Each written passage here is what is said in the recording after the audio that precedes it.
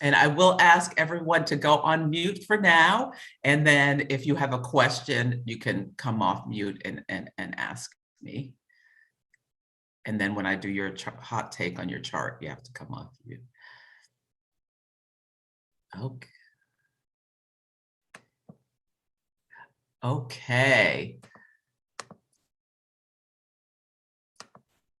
Okay, well, here we are. Welcome, welcome, everyone. Thank you so much for joining. This is Celeste Brooks. I'm an astrologer, coach, and intuitive. Please write in the chat where you're from. And if you know your sun, moon, and rising, please share that as well. I love looking at to see where everyone's from and the mix of the astrology signatures of people.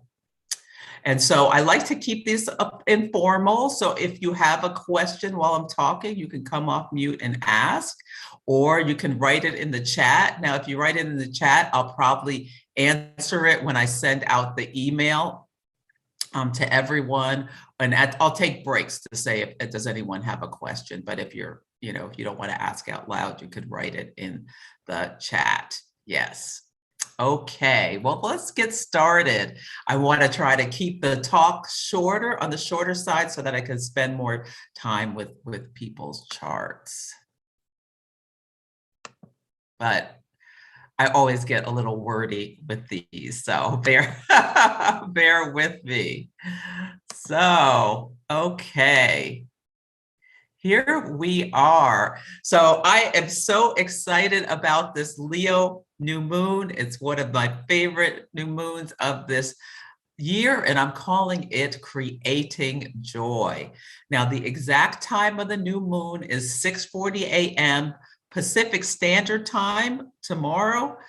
So depending where you are in the world, you'll have to adjust that for your time zone. But I think it's really important to know the exact time, because I'm recommending doing some manifestation as it coincides with the Lion's Gate that we'll talk about shortly. But just an introduction to myself. I'm Celeste Brooks, an astrologer, coach, and intuitive, and the founder of the Moon Mastery Program. I'm a Taurus sun, Aries moon, and Cancer rising. So I have a very practical approach. I like to make sure things are fun, and like to inspire people with that moon, and always like to hold safe spaces for people as a Cancer rising, so people can feel comfortable sharing and feel, nurtured and held. Some personal things about me. I've been an avid reader. I've had my nose in a book since I was 5 years old. I'm a Yelp elite. I'm a foodie as a Taurus. I love, and Cancer, I enjoy the five senses, and especially the pleasure of enjoying a wonderful meal. I have 5 planets in the 11th house of groups, and I am a flat-faced dog lover. My background is I have a degree in biology and a master's degree in business. And I spent over 20 years of my career at Fortune 500 companies doing biomedical and biotech sales, marketing, and business development roles. And I retired from that career using the moon cycles. And now I'm a full-time astrologer and teacher. And I have completed 2 advanced astrology programs with Deborah Silverman Astrology and Rebecca Gordon's astrology program, as well as I've studied with many other wonderful, wonderful teachers. Okay, and these are my dogs. This is Sweet Pea, the pug, he's 13, and Debo, the English Bulldog Puggle mix, he is 6 years old. They are Sweet Pea is a Capricorn and Debo is a Taurus. Okay, I absolutely love this quote from Buddha. You yourself, as much as anybody in the entire universe, deserves your love and affection.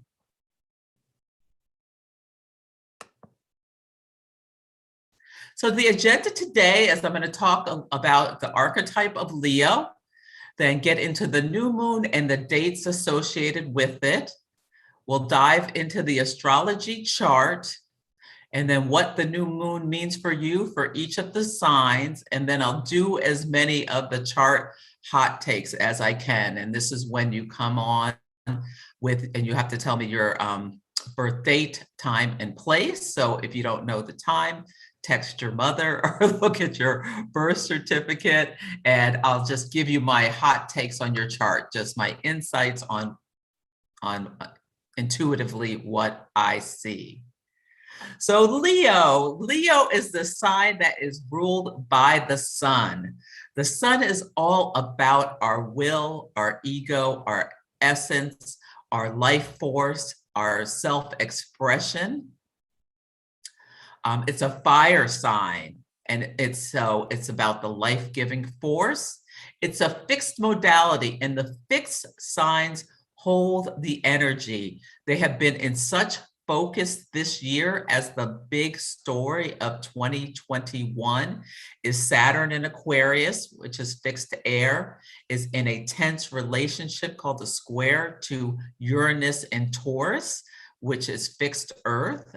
Saturn's about boundaries, Uranus is about freedom, and they are in a tense relationship in those fixed signs. So Leo is fixed fire and Scorpio is fixed water. So especially if where these signs are in your chart, and we all have all 12 signs, this is where we are being called to release restrictions that no longer serve us, and where there's a lot of action in our lives this year.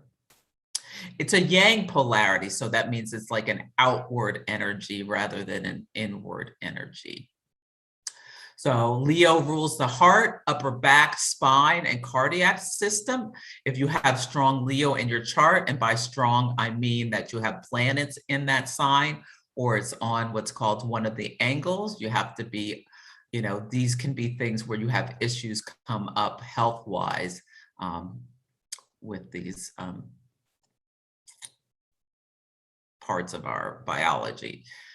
It rules Leo, the sign Leo rules children, self-esteem, fevers, the stock market, entertainers. A lot of actors have very strong Leo signatures, or just people who are on stage, or people who do a lot of public speaking often have a lot of Leo signatures in their chart.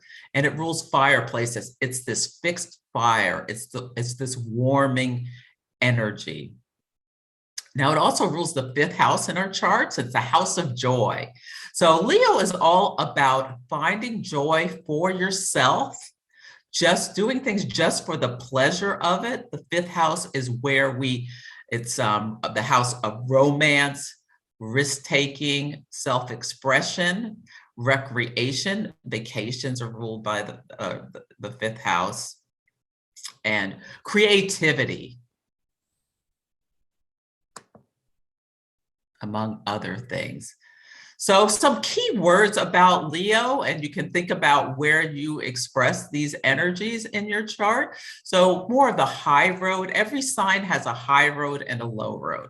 So Leo high road is loyal, warm energy, entertaining, having pride in oneself, being charismatic and radiant. A lot of people with strong Leo energy, especially when they're a Leo rising, because the rising sign speaks to how others perceive us. Like people with strong Leo can just radiate warmth, and just it's like the sun shines through them. Now, more of the shadow side is people can be overly dramatic, vain, arrogant, or overly bossy with strong Leo energy.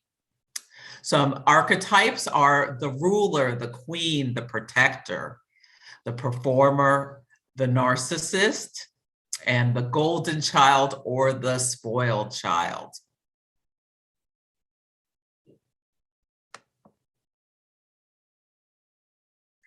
So we work with these moon phases to make the sun rules our conscious world, and the moon rules the subconscious. So we work with these moon cycles to make the unconscious conscious. So tomorrow is this new moon at 16 degrees of Leo. And at the new moon, it is a time where seeds are planted in the dark. So whether we're working consciously or unconsciously with the moon phases, things are being seeded in our lives. They're more intense if there is a strong signature in either in the Leo sign and house of your chart. Stories begin, relationships start.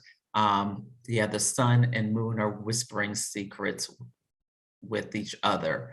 Now there are 8 moon phases, but 4 of them are activating. And I think this month, there's going to be a lot of things that come into people's lives that are somewhat faded or really important. So I think it's so important this month to work with this energy consciously, because next week on the 15th, there's going to be the first quarter moon where the moon moves 90 degrees ahead of the sun. And so there is like a right angle between the sun and the moon. Well, it's at 23 degrees of Scorpio is where the moon will be.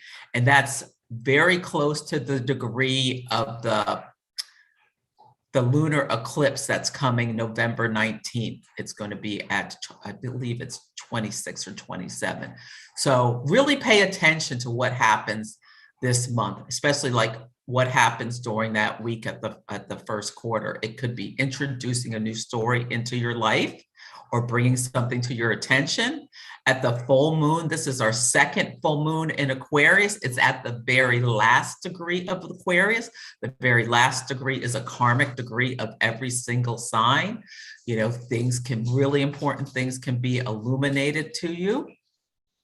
And at the last quarter is at 7 degrees of Gemini.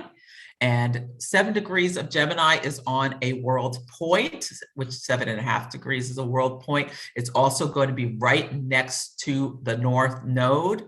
The last quarter moon is when we can reap rewards or have consequences. There can be a crisis of conscience, like it's a great time to think about lessons learned and things like that. So I think these are all very important.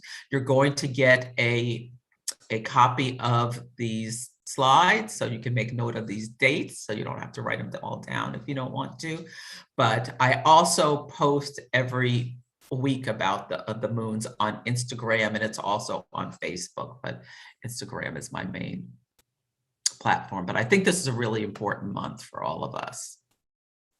Now, there are also these longer cycles, this 27-month cycles. This brilliant astrologer, Dietrich Pessin, discovered through her work that the moon goes through these same 4 phases at approximately the same degree every 9 months. So it's called a gestational cycle. It's how we can work with these energies, and whether we do it consciously, it happens subconsciously, where things can come into our lives over a 27.5-month cycle.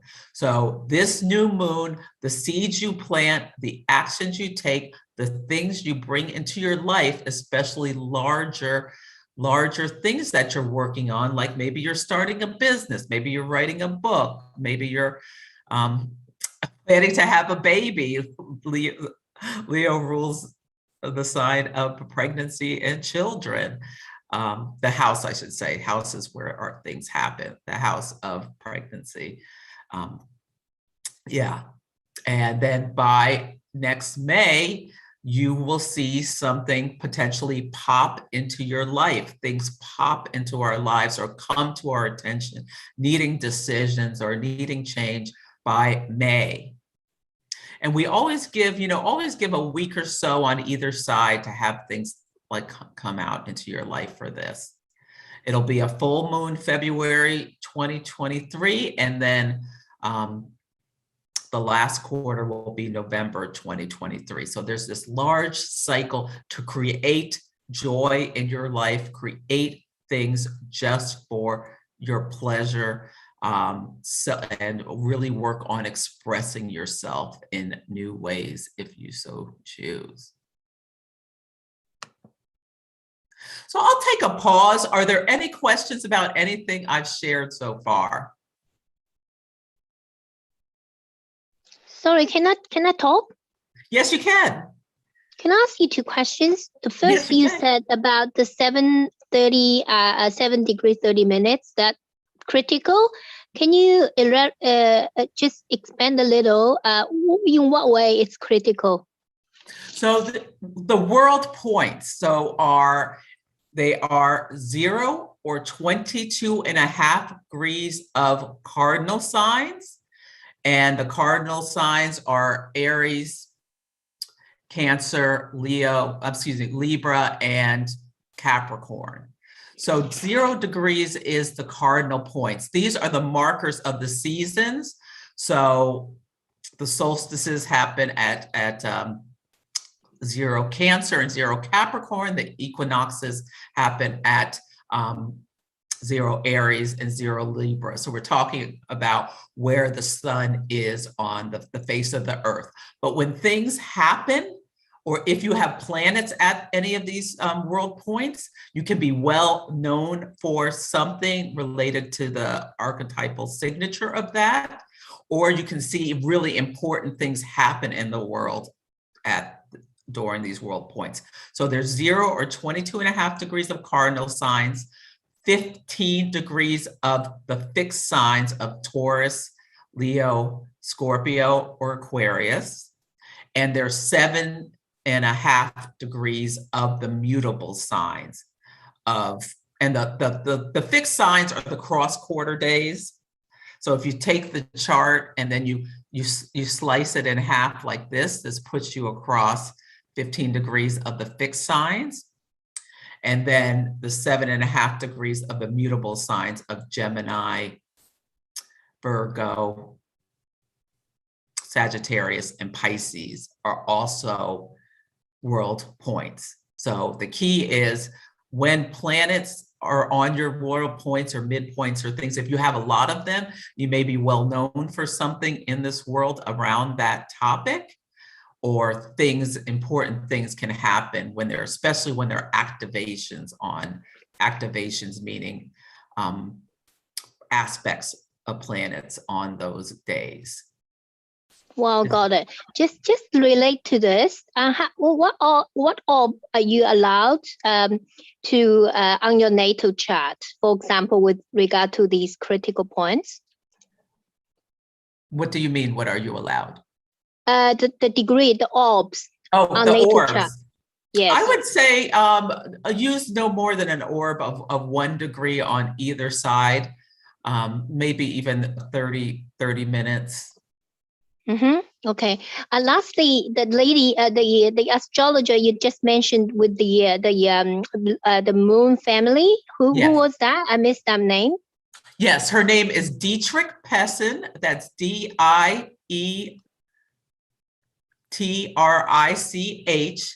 and PESSIN, and she wrote this fabulous book called Lunar Shadows #3. Okay. I think it is.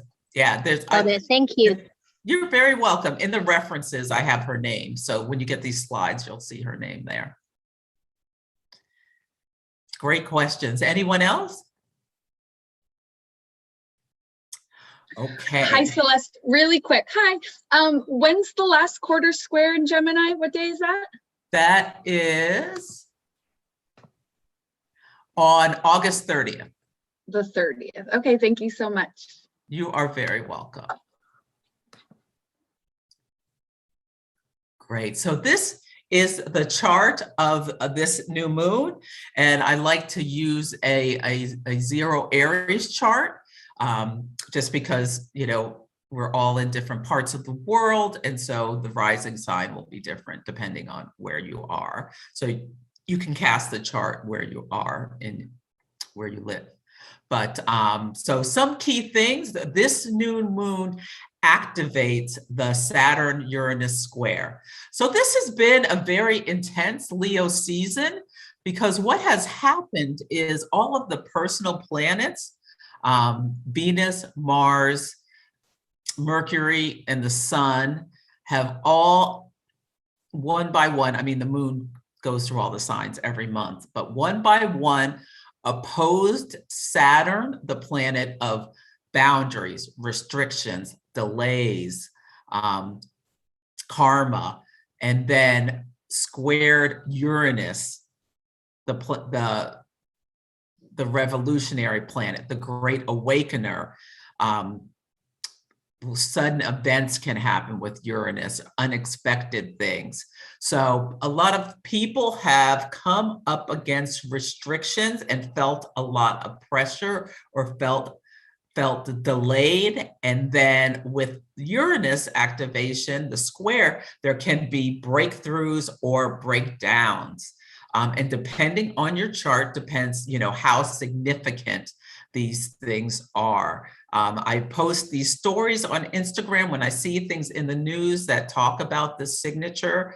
One of the things we had earlier in last month, I think it was when a lot of people were quitting their jobs when Mars went through this, and Meghan McCain just quit The View out of nowhere. The View is this TV program, morning TV program in the US. Didn't even tell her co-host, just announced to the audience. So that was a shocking event. Uranus brings shocking events, but I'm sure with her there was a buildup and she broke her contract and all these things. So that's a good example. Also, Burger King in the United States, at a specific Burger King, there was I guess a tyrannical manager there, and one person quit, and then there was a domino effect, and several people from the same Burger King all quit, and they put a sign out on the sign, "We all quit, have a nice day," or something like that, so that it made international news. So that's another example of this energy. People are breaking up with their partners, as well as I was talking to another astrologer who was talking about a lot of friendships ending as well. So think about in your life, especially in the last month, but this is what's going on this whole year. There are 3 times when these 2 planets are making the square, Saturn and Uranus. The first was February 2nd, 17th. The second was June 14th. And the last one will be December 24th. These are all in the US Pacific time. So if you live somewhere else, the day may be a day later. But these are this is the big story of 2021. And this new moon at 16 degrees is opposite Saturn, but it's separating. So it's the energy is lessening for now, and square Uranus, which is separating as well. So yesterday, this was the exact square to Uranus, but yeah, it's activating this. So we may still see these things reverberating in our lives and in the collective over this month, about frustrations leading to, or authority over someone leading to making a big sweeping change. But think about having emotional and creative, breaking through emotional and creative barriers. That is a way to use this energy in a positive manner. There's also this thing called Lionsgate, the Lionsgate portal. This is more of a modern thinking and ritual. It's not ancient, but on the day 8/8, 8 is a symbol of infinity in numerology. And so it's a fortunate, auspicious date, as well as the sun is on near a world point, 15 Leo, and Sirius, the second brightest star, so in our galaxy after the sun, rises, and actually rises in Giza, Egypt. I'm not an expert on this, but this is a wonderful time of manifestation. So I'm really recommending taking some time to do a little ritual where you meditate on your goals and dreams at the exact time of this new moon, and take advantage of this burst of energy. There's also Saturn, the planet of structures, as well, is in what's a trine, which is in relationship of ease with Vesta, which speaks to the home and the hearth and the eternal flame. So I think that them together, you can really use Vesta can be about devotion. Saturn can bring some focus, so you can consciously manifest with this energy. There's also what's called a yod. A yod is a chart pattern with Mercury. How we think and communicate is in Leo, and it is what's called quincunx to both Pluto, the planet of transformation, and Neptune, which is about higher consciousness and spirituality and other things like that. And what I think we can use this energy for is this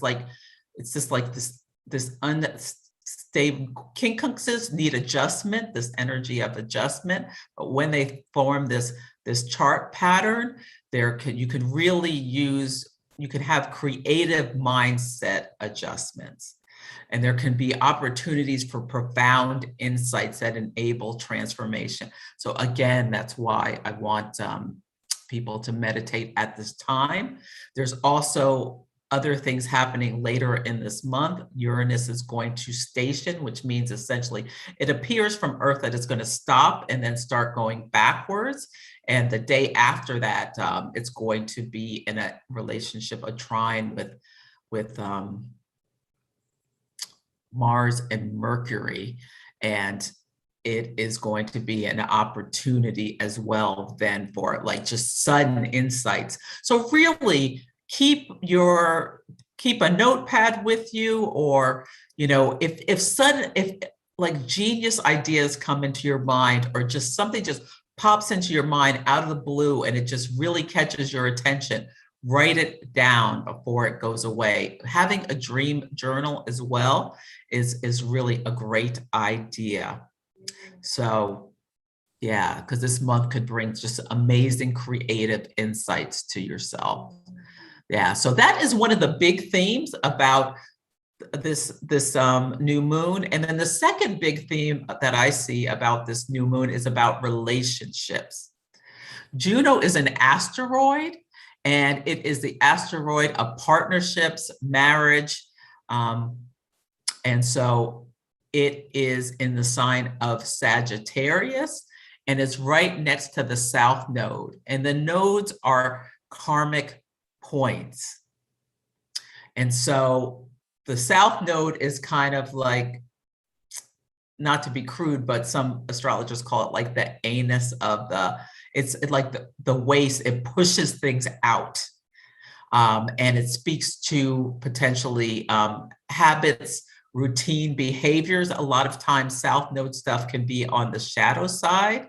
It can also speak to the karma coming in from past lives, the soul's karma. And so when Juno and the South Node meet, and they're meeting exactly at some point, I believe tomorrow, 8/8, they're meeting exactly. It must be later in the day. But anyway, shadows can be exposed. And you may have found that things are coming up in your relationship, like old stories. And Juno's been active with the South Node for quite a while. And it can mean that relationships need to be restructured. But I think there's a lot of energy here. With Leo brings courage for courageous conversations with your partner to figure out how you can restructure your relationship if needed, or just come back to some agreements about how you want to move forward. There's been so much with this this last year and a half with the pandemic. But just be aware that there are also some relationships that are ending, and there is a nature of karma to this. I believe the Saturn trine Vesta gives that the ability to restructure and the ability to hold space for, doing things in a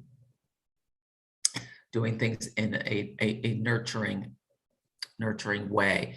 The new moon is also what's called biquintile, which is like you can integrate these two energies in a creative way. It's a grace note. And so the new moon biquintile Neptune, you can really gives you unique access to compassion and also potentially forgiveness. So with relationships, you know, forgiving trespasses is something you can think about this, because we've all been through so much. People at times have acted out in ways they may be ashamed of. Meditating on thinking about shame. I talked to Colin Bedell, this amazing astrologer from and his site is called Queer Cosmos, and we talked about shame, and shame may be coming up for people. So it's really good idea to just face the shame and think about your relationship with shame, and maybe even journal about it. So, oh, before I move on, are there any questions about the actual chart? Or about the aspects I mentioned? Okay, so I pulled some tarot cards. This is from the Modern Witch Tarot deck, which I love. And these and it's the Three of Wands reversed, Seven of Pentacles, Eight of Swords reversed. So what came to me intuitively, are you playing small? The key to success is releasing self-limiting beliefs.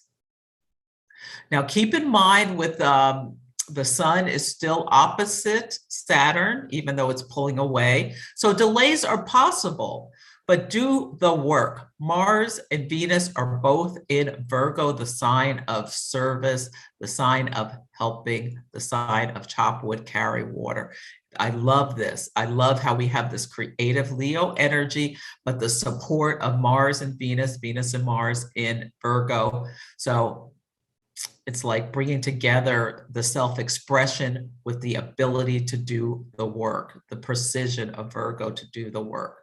So persevere, use Saturn to persevere through frustrations.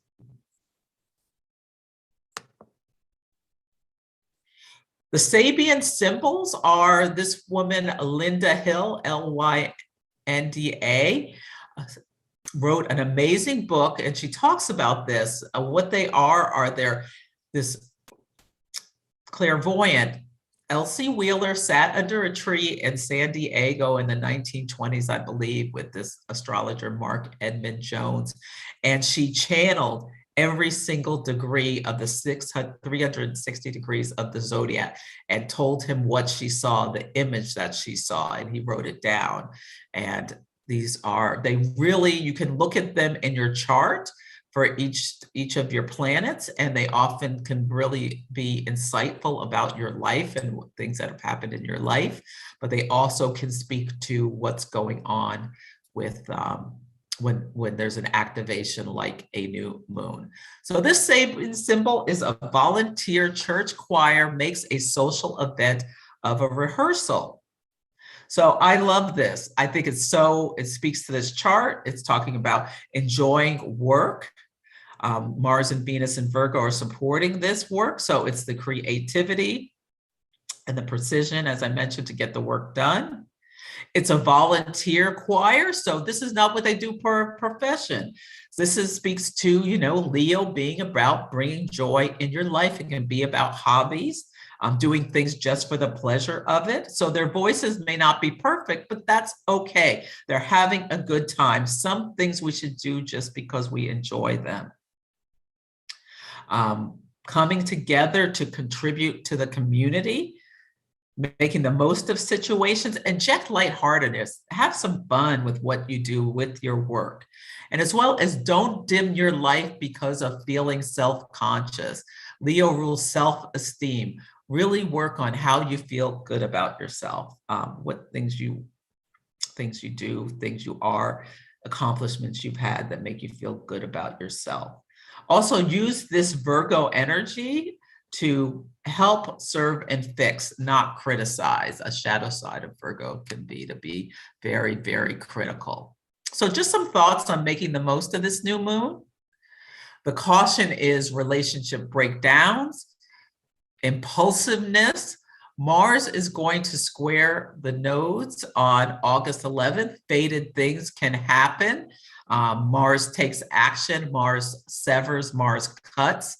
So just be aware things may pop into your life or come up into your life on the 11th or between now and then that have a real fatedness to them. So try to pause before taking action. Regrettable, harsh words is a shadow that could happen. Giving up due to frustration or being overly critical.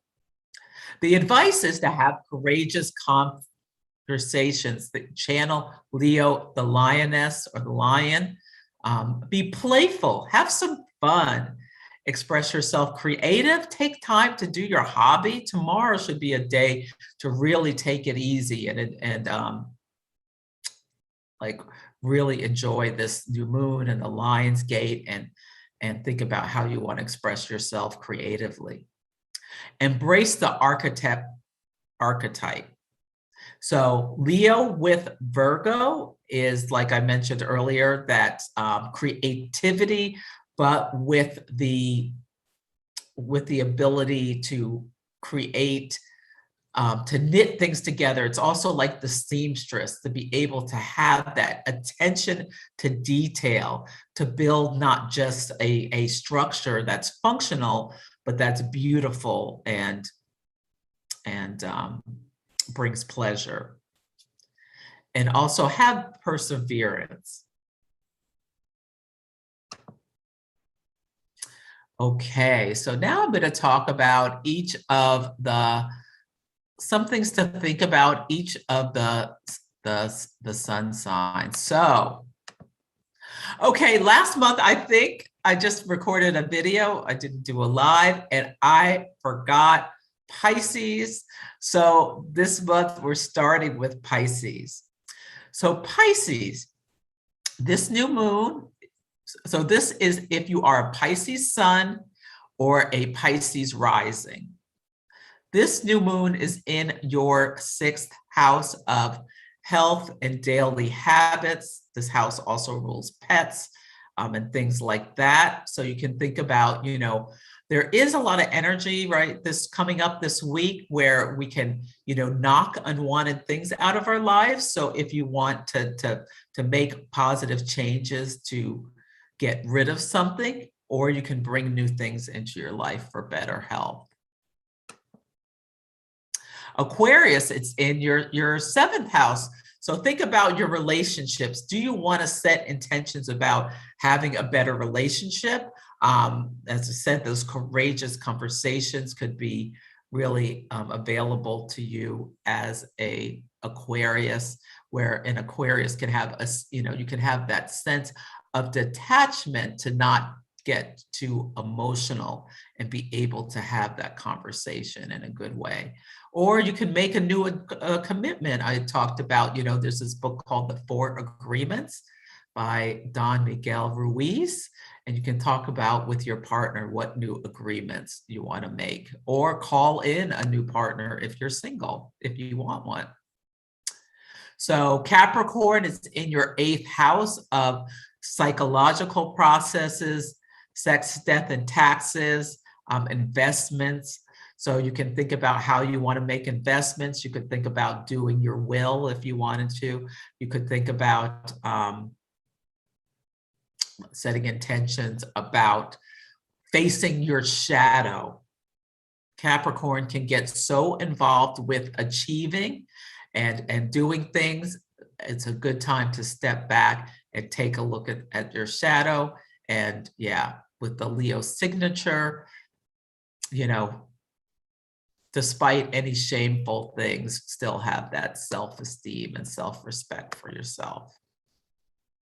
Sagittarius, this Leo new moon is in your 9th house of expansion. Plan a trip for, I don't know, maybe a year from now overseas or something like that. You could also expand your mind. You can also sign up for a course. You can think about taking my Moon Mastery course, where you can really learn to work with these energies more intentionally.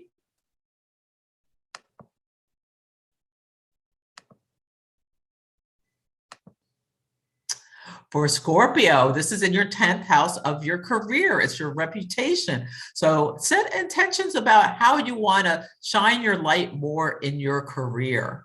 What do you want to do? Do you want to advance? Be strategic, Scorpio. That is your specialty. So Libra, this new moon is in your 11th house. And whenever you have a new moon in your 11th house, that is the absolute best.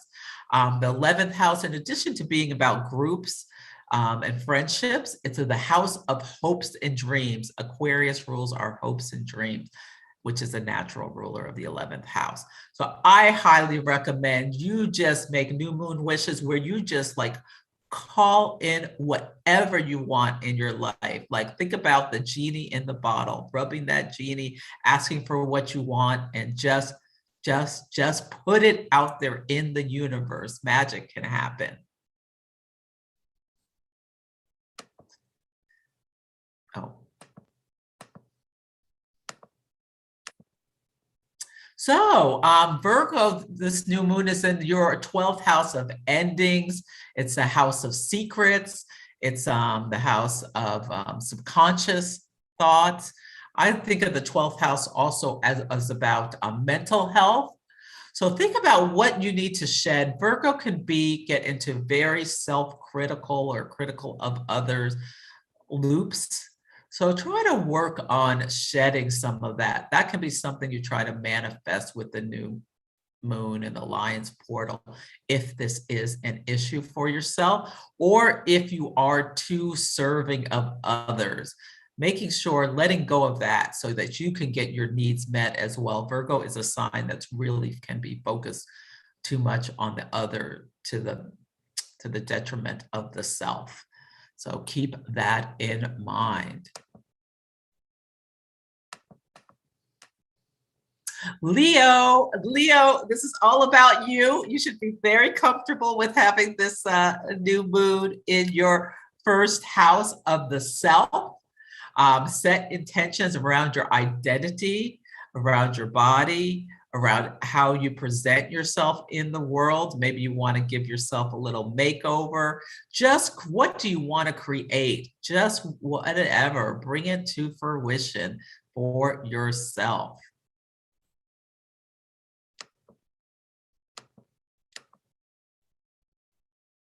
Cancer, this new moon is in the second house of your personal resources as well as your values.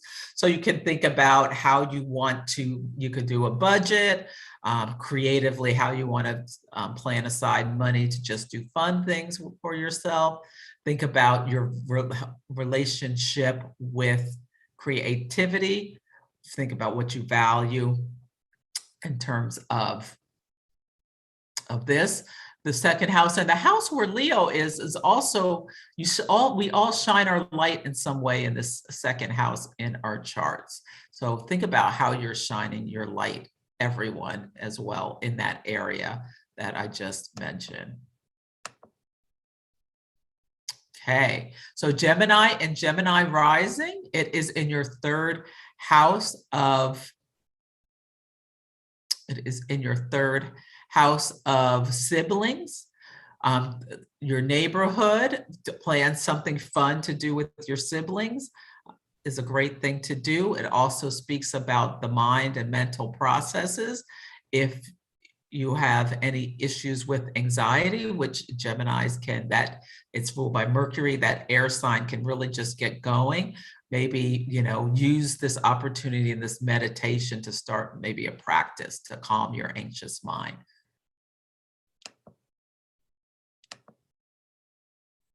Taurus and Taurus rising, it's all about the home, the hearth, the family, the foundation. Think about your most private self. Think about your relationship with creativity there. Maybe you want to do a little remodel or something, or bring something beautiful or just fun into your home. Have a game night with your family. or schedule regular game nights with your family. Last but not least, Aries, this new moon is in your 5th house of joy. It's in your 5th house of relationship, like sex, joy, romance, children. Yeah, just fun, pleasure. So definitely do stuff for just the pleasure of it if you are an Aries. Great. So that is the signs.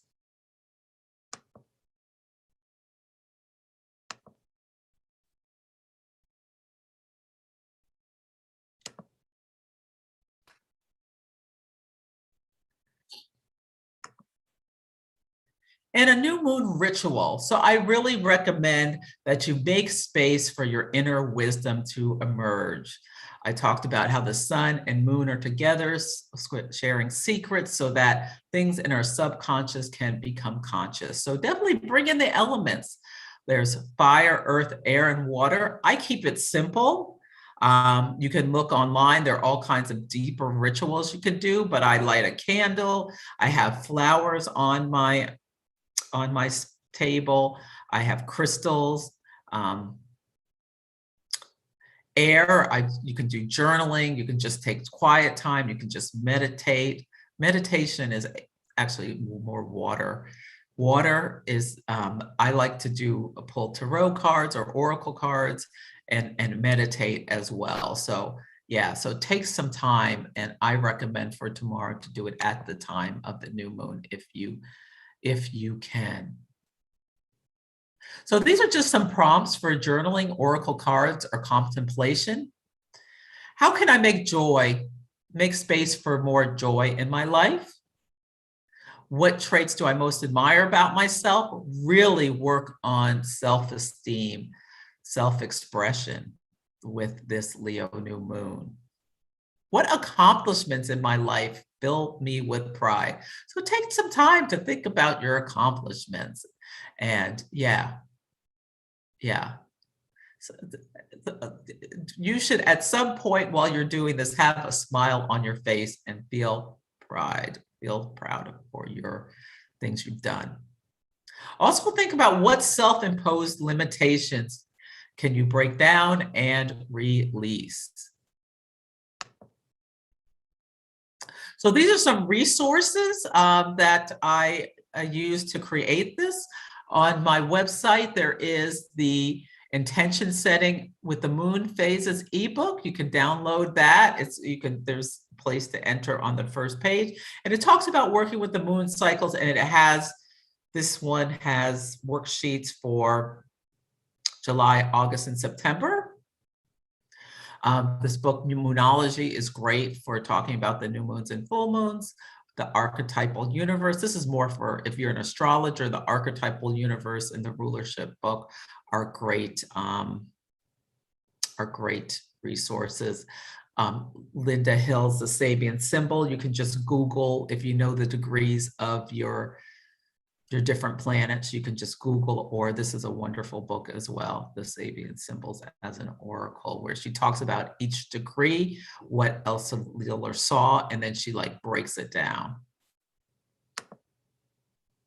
So more about me, where you can find me, my website, subscribe. I put out at least 2 newsletters a month, and typically only 2 unless something really big is going on, where I talk about the new moon and the full moon. I also send out little goodies and updates to my community. You can join the Moon Mastery Program waitlist. Class will start again in September. You can book a reading, an event, or a coaching program. Right now, events are mostly on Zoom. I also, with my corporate experience, if you want to work with me over a couple of months, there's 3 months or a year programs, and we can work on using the astrology to move your goals forward, or really break down what you want to bring into your life. I'm on Instagram every Sunday and Monday at 9:30 a.m. On Sundays, I talk about the current events and the relationship to what we've seen in the news. Tomorrow, I'm going to talk about Andrew Cuomo, the governor of New York. He's in big hot water and his astrology. And on Mondays, I pull oracle cards for each sign of the zodiac, and you can put together a sun, moon, and rising for a 3-card guidance for the week. I'm also having 3 more of these. Let me stop sharing. Oh, I'm also having 3 more of these webinars. Next week, Maria Sophia and I, Maria Sophia Astrology, are going to be hosting hot takes and horary. Well, I'll do people's hot takes and she'll do people's horary questions. Horary is this really cool, I'm taking horary class starting next month. Really cool astrology technique where someone can ask a specific question. You cast a chart of the moment and it can help answer the question. It's really great because you don't need your birth time for that. Yes and no questions are great. It's also wonderful for if you've lost something, you can't find it, lost items. And yeah, so you can sign up for that, put your question in. I suggest you sign up today if you want to do that and put your question in, because she needs time to go through those and craft the responses. But do not ask any questions you don't want an answer to, because it gets deep. Okay. And then I'm going to do a full moon one. And then the last one is a new thing I'm offering called Celestial Coaching, where I'm going to just do hot takes for people. Like if you're working on a project or struggling with something, or just want insight into your chart, or want to talk about career stuff, that I'll help people with that. And that's on, I don't know, it's all on my website. I can't think of the date off the top of my head. So yeah, sign up for those. I'll also be hosting some things in September as well, as I lead up to the Moon Mastery. Okie dokie, great. Okay, so the first thing I want to do now, we're going to do the, oh wait, before I do hot takes, any questions about what I presented about the astrology or anything? Just come off mute and ask your question. Sorry, Celeste. What's the name of that book when you talk about the relationship? Is it the new agreement? Oh, the 4 agreements. Oh, the 4. Okay, I will Google that. Thank you. Yeah, it's a great book. Yeah. Hi, Celeste. Hi. Hey. Good to see you. Yeah, good to see you too. I was loving yours and Colin's talk the other day. Did you see me getting involved with all my Les Brown quotes and things? Oh, yes. Yeah, the comments go by so fast, but yeah. So I wanted to know, you mentioned that at the time of the new moon, there's the yod that's got Mercury, Neptune, and Pluto in it. Yes. So I've got a yod in my chart, with its apex in Gemini, with Gemini conjunct Mercury, and then obviously Pluto and Neptune are at its base. And I was just kind of wondering whether there's any kind of, I don't know, whether it would affect my yod at all. Oh, what degree is your yod in Okay, so your Mercury in Gemini? Oh, so my sun is 5 Gemini in the first house, conjunct Mercury at 10, and then Pluto's 5 Scorpio and 5 Neptune. So we've got Scorpio in that one. Yeah, I don't think it's that close to yours, but see if you notice something. I mean, Gemini and Leo are signs that sextile each other, so there's an opportunity. Since you have this natally, maybe it'll give you even more opportunity in order to use that energy in a positive way to, you know, have these really creative mind shifts and transformations in your thinking. Here's hoping. Thanks. Oh, you're welcome. Anyone else? I have a question. Yes. I know, you know, whenever, like, for example, tomorrow, with the new moon, you always hear to look at where that is in your chart, right? Like different planets and such. Should you also look at your, or take into consideration north nodes or midheavens, even though they're not planets? I do, yes. I think the angles are very important. So that would be your ascendant and your midheaven are the most important, but also your descendant and your IC. So the angles speak to your ascendant is about you. The descendant is your partner. The IC is the most private part in your chart, and the midheaven is your crown, where you meet the world. It speaks to your career and your reputation. So yes, if you were getting an activation on any of those points, I think it's important. I also think the nodes are extremely important. The south node speaks to where we, it can speak to past lives or what is habitual or what is routine for us or ease, but we're all supposed to be moving towards our north node. It's our karmic destination. So anything activating the nodes is really important. About the south node, it can bring things up into your life for your review, for your highest good to learn to work with. The north node pulls you on your destiny. Okay. So my north node is in Leo, so that's what I was asking. Well, we're going to look at your chart if you want to. Yeah. And you said IC. What is IC? That's the fourth house. It's exactly opposite the MC. Okay. And it's called the nadir, or I can't say that, it's something ilium colum. I don't know. It's the Latin for it is the IC. So it's the most private part in your chart. It speaks to, the home, family, and foundations. It's the cusp, meaning the doorway into the fourth house. Thank you very much. You're welcome. Celeste. Hi, Rita. Hi. Sorry, may I ask to actually tag on to this awesome question? Yes, of course. For clarification. So does one look at the fourth house like in the current astrology, like where we are now, or in the natal chart? Like with transits or in the natal chart? Okay, so the fourth house deals with both your family, that your parents and your family structure, as well as ancestry. So, generations past.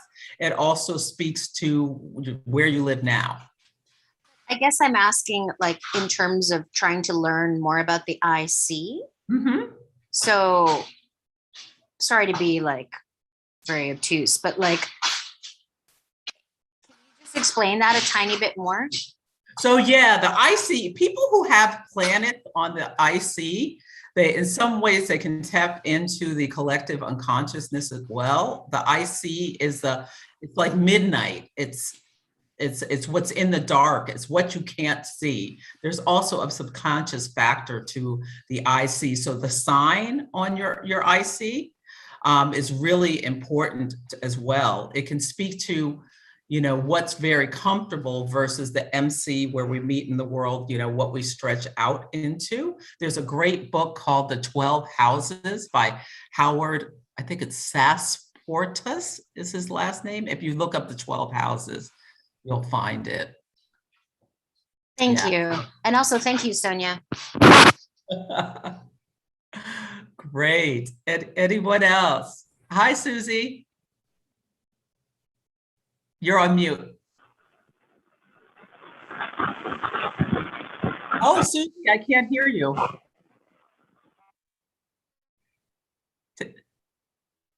Better?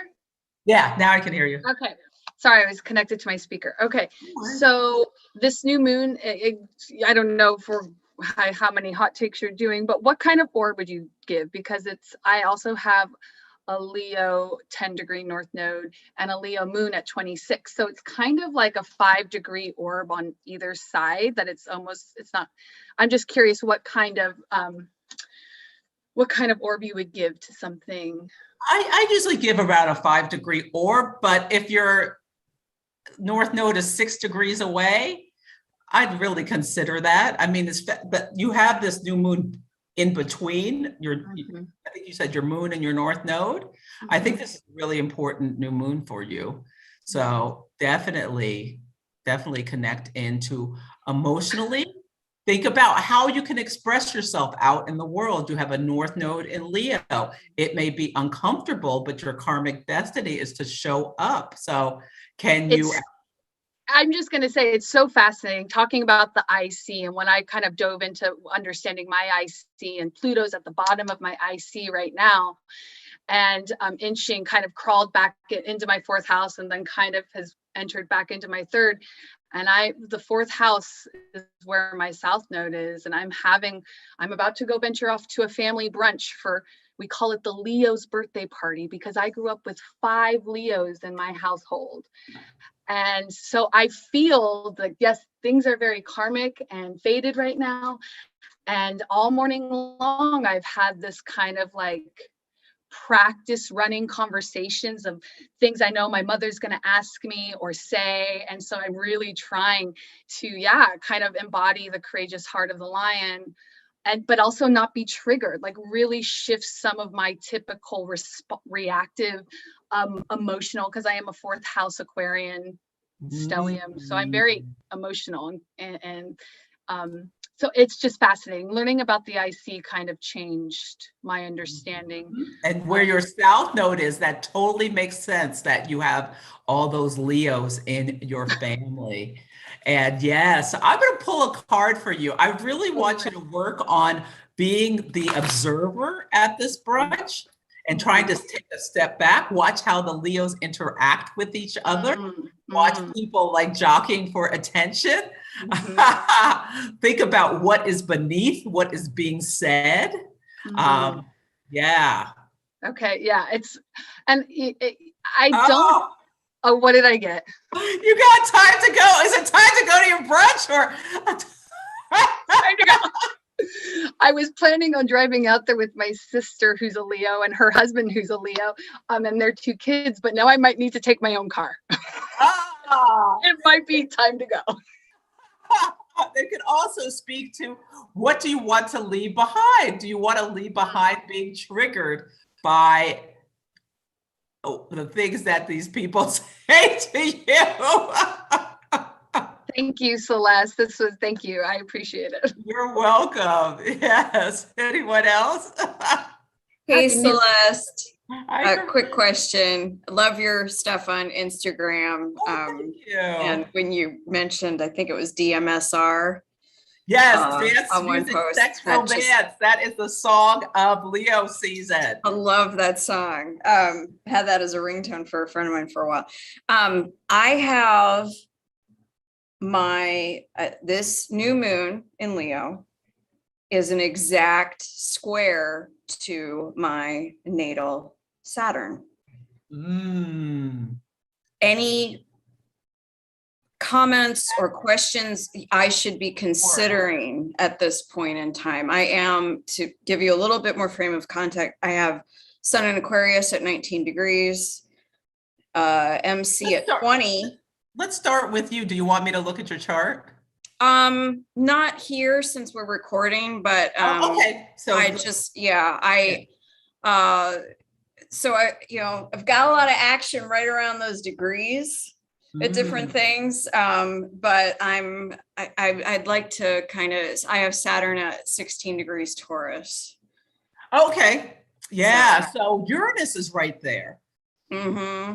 So think about, so there's a lot of karmic things going on. So this Saturn Uranus square is really important for you. Have you let go of what you're supposed to, the structures that are no longer serving you yet? Have you made any big changes either emotionally or out in the real world this year? Yes. Okay. This is also my Chiron return year. So it's been a very interesting year. So this is just highlighting. So this is a chance for you to give yourself congratulations for the changes that you have made during this intense time, and think about, how they freed you up to be more creative, to have more joy in your life. and Okay. think about that with this new moon. Okay, thank you so much. You're welcome. Can I ask a question? Yes, of course. So can I give you my info and will you Yeah. read? Yeah. Yeah, So we'll start doing charts now. Okay. my thing is that like I'm a little okay, so I'm just I think you already have me, I think I do too. Let me search. Okay. but I can like Pritha. Yeah, I have you. Hold on. Let me share my screen. This could be something, a question I have for the word that process you're doing with Anna Sophia, the H thing. I can't pronounce it. Horary? Horary, which is like a deep question. Get ready for the answers. But like I'm a little taken aback by what my chart says for the new moon. Okay. Can you see your chart? I can. Okay. Can you tell me about it? Yes. Okay. So you have your moon is at 22 degrees of Leo. So it's in the same sign. So this is a really great time for you. Wait, I need to change this. My app says that it's 18 degrees, but like whatever. Oh, wait, no, let me fix.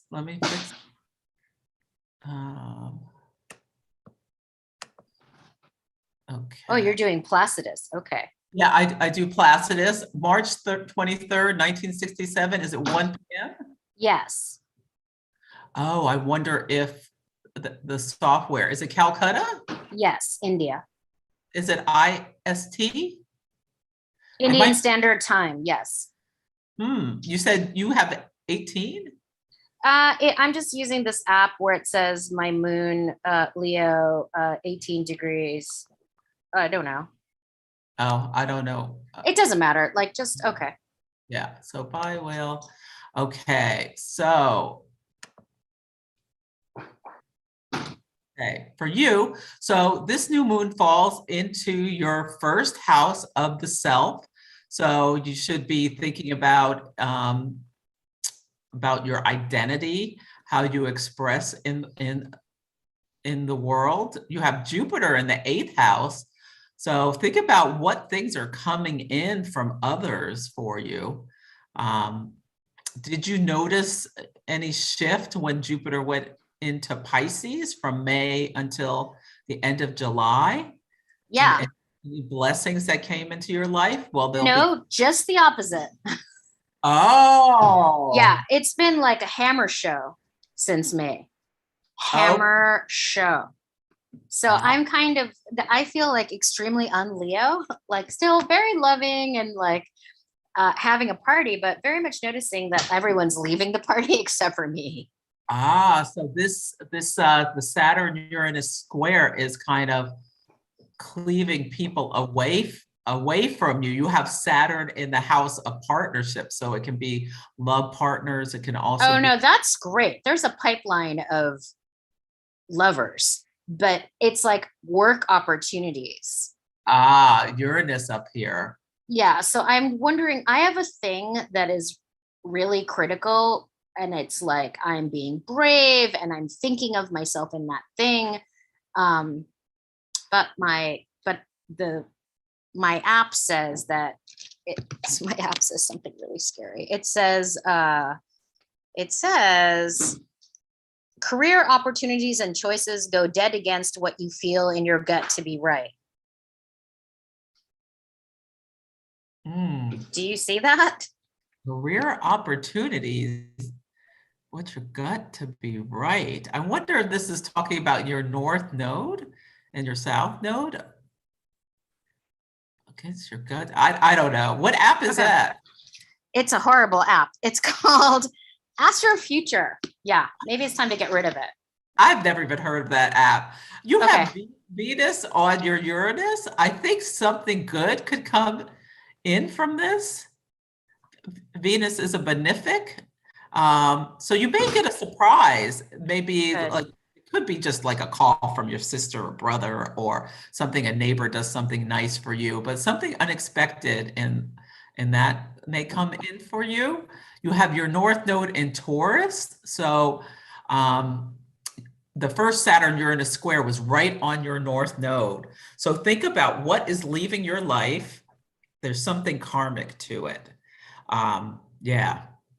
So yeah, I would focus on thinking about the lessons of the karmic things, looking for some blessings with this, and yeah, emotionally connecting into what brings you joy this month is my suggestion. Thank you, Celeste. You're welcome. Did I get a I was just gonna say Pluto's starting to oppose your ascendant, and my personal experience with people that have had that yeah, it feels like a hammer, right? Yeah. You know, Pluto's the agent of transformation. It is going to obliterate anything that's not meant to be there. Yes, that is very good. Yeah. Thank Pluto you for that. crossing the ascendant is intense. That'll happen next year, but you probably feel it. Yeah. So was it Muna? Were you asking? I think there's two of us. Yeah. I think she started. Yeah. I'll go next, if you don't mind. Sure. I think, so me? Yeah. Oh, yeah. You want to? Okay. Let me Yeah. do your hot take. Okay. And I sent you privately the my birth information. Okay. It has to go up here. Is that okay? That's fine. Okay. Let me see if I can see. Oh, shoot. No, I just sent it in the Zoom chat. Okay. Let me see if I can. I can tell you out loud if it's easier. You know, it's so much easier if you just tell me. Okay. Sorry. It's February 5th, 1980. Okay. What time? 11:42 a.m. in Puerto Rico. Oh, what city? I'll spell it for you. RIO space PIEDRAS.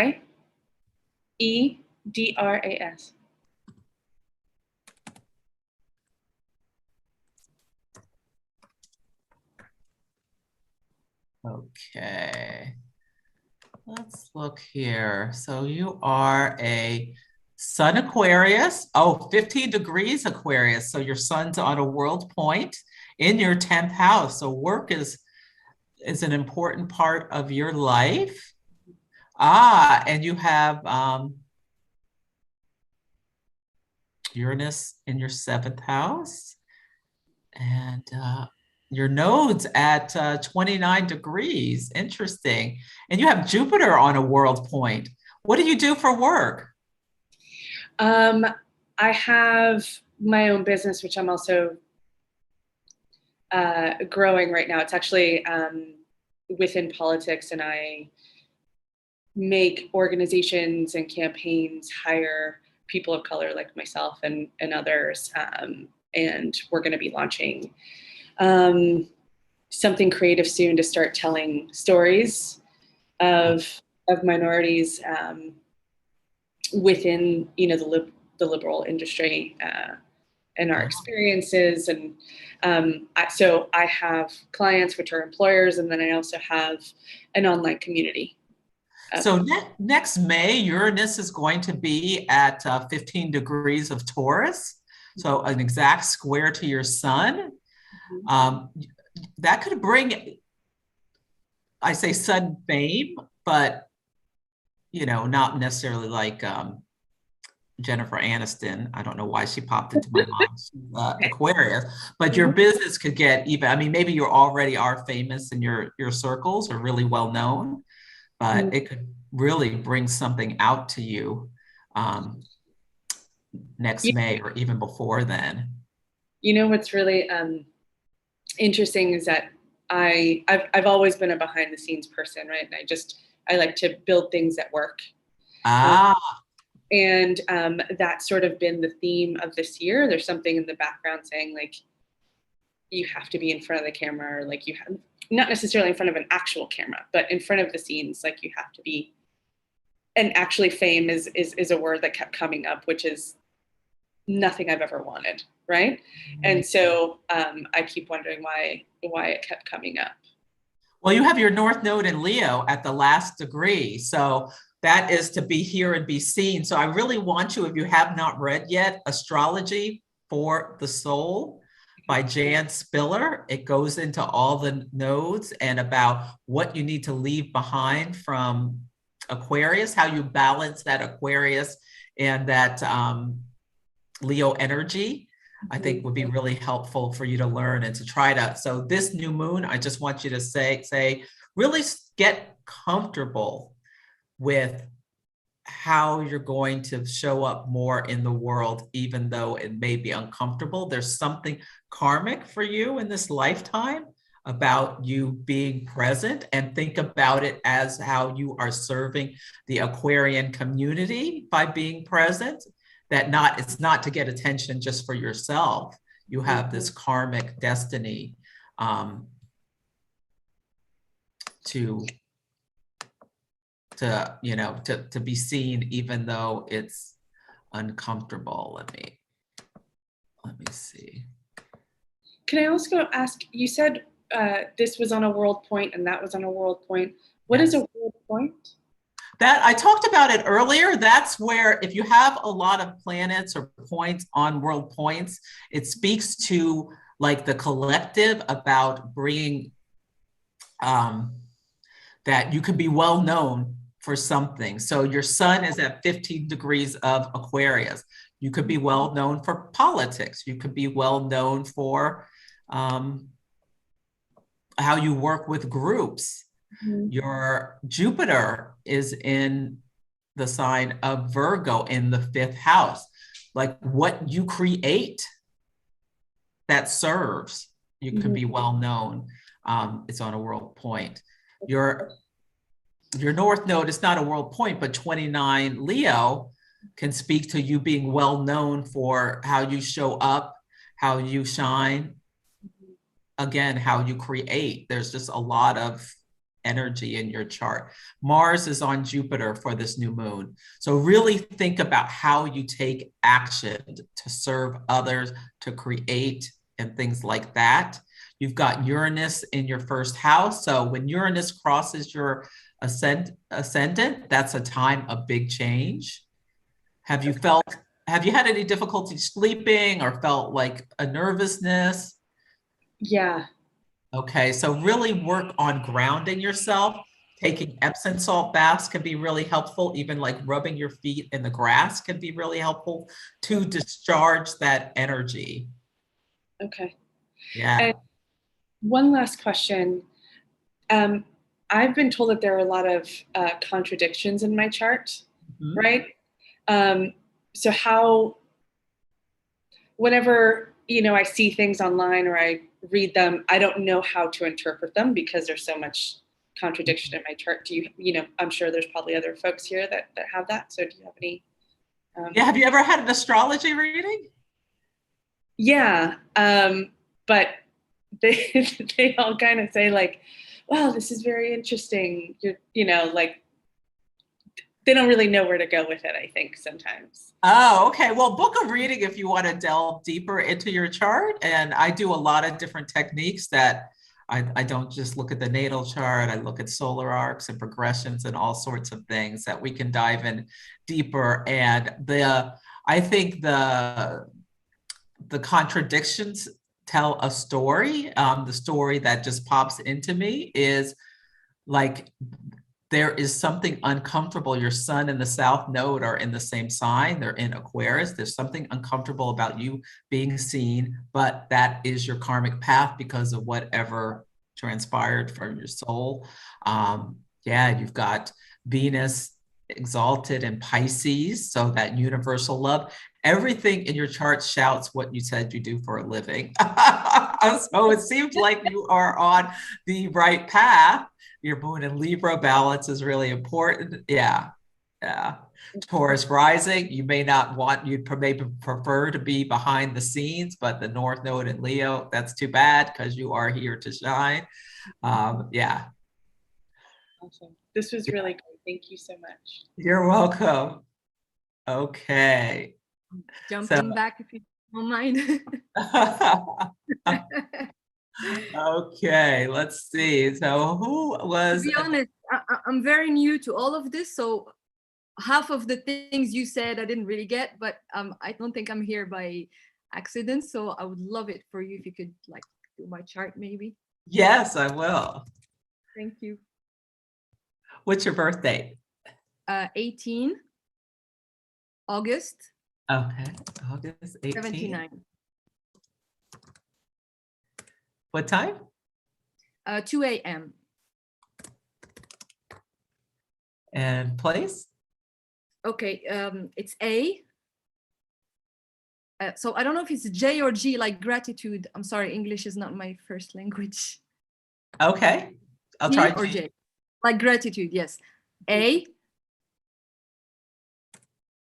D I R. That's Agadir, Morocco.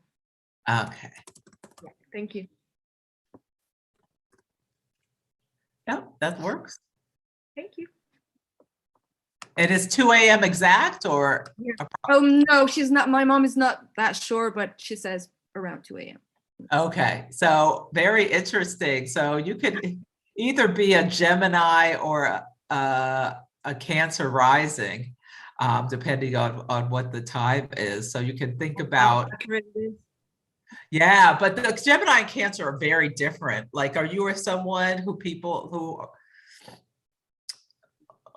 would you say people would describe you as really friendly and outgoing and social? So you might be a Gemini rising, just so you know. Okay. But anyway, it's neither here or there. So you have your sun in Leo. You also have Venus here and you have Jupiter here. So you have a Leo stellium. The stellium means there's a real concentration of this energy in your third house of communication. Do you do anything around communication for work, writing or anything? Yes, I'm an editor. Yeah. Ah! Well, your Amongst node is in Virgo. The side of the editor, you have Saturn here, which gives you an ability to have some precision with your communication. So this is a really nice merging of those two energies I was talking about. Yes, and your north node is in Virgo, so it's been in a square to the where the north node. So think about karmically, think about things that have popped up into your life this year. Has it been a big year of yes of things of for everything. you? Yeah. Of Yeah. Okay. Let me look at you with this new moon.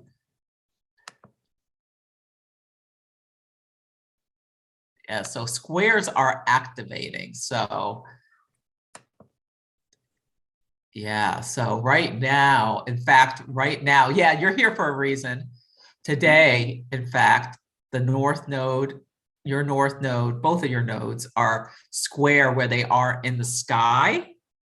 And so, yeah, this is a time where, yeah, stuff is popping into your life that should bring you on your path. So it's a really call to move away from the south node in Pisces to the north node in Virgo. So you're supposed to balance them, but yeah, think about, like, are you really well organized? You have Saturn here, so. I'm trying to. That's been my biggest challenge lately. I also quit my jobs. I mean, yeah, I'm in a bit of a mess, but at the same time, I don't think I've ever felt as peaceful as I am right now. But it's a total mess, to be honest. Well, that's what the Saturn-Uranus square is calling for us to release structures that no longer serve us, and to, like, there's this element of risk taking and having freedom. So yeah, I love it that you did this. And so for this new moon, I really want you to think about your values. Think about, because the new moon is in your second house of resources, so you can plan how you're going to move forward to support yourself financially. I knew that. Huh? I have like zero visibility on that. Well, I want you to meditate at the new moon, and maybe something will come in, or something may sweep into your life unexpectedly, especially when Mars hits the north node on Wednesday. Yeah. So yeah, just take some time to do writing. Really think about your values. The nodes are in your 6th and 12th houses, so there can be a lot of subconscious stuff that's coming up. So you may not understand exactly why you quit your job, but you needed to. You needed to sever from your job to your hopes and dreams. Yeah, you have Uranus, the great awakener, on Chiron, the wounded healer. So there was something, was your work a toxic environment? I just got overwhelmed, and it just that I couldn't do it anymore. Like nothing felt right, nothing. Yeah. Even though I always thought it was my calling, I thought I loved it, but actually I just couldn't. Like I would stare at my computer for hours and just like couldn't. So maybe you just need a break. You need some exploration. Maybe it's a call for you to bring in some new skills, to take some classes about. It's funny you should say that, because I've been dancing for almost a year now, a year and a half. And that's where all my energy is going, which doesn't make sense. It's not like I'm gonna switch my career into dancing at my age, but something is still calling me. I don't know. Yeah. I don't know. It's a mess. Yeah, I think you're definitely a Gemini rising, because the eclipses were in Gemini and Sagittarius. Are you married? No. Okay. Yeah, very interesting. It'll be interesting to see what happens over the next year for you. Okay. Yeah, especially in December, there's going to be a big activation likely in your 7th house. So What's that? Still a whirlwind of changes can be going on for you. Okay. But yeah, stay present, stay open. You have Mercury and Leo natally, so you're having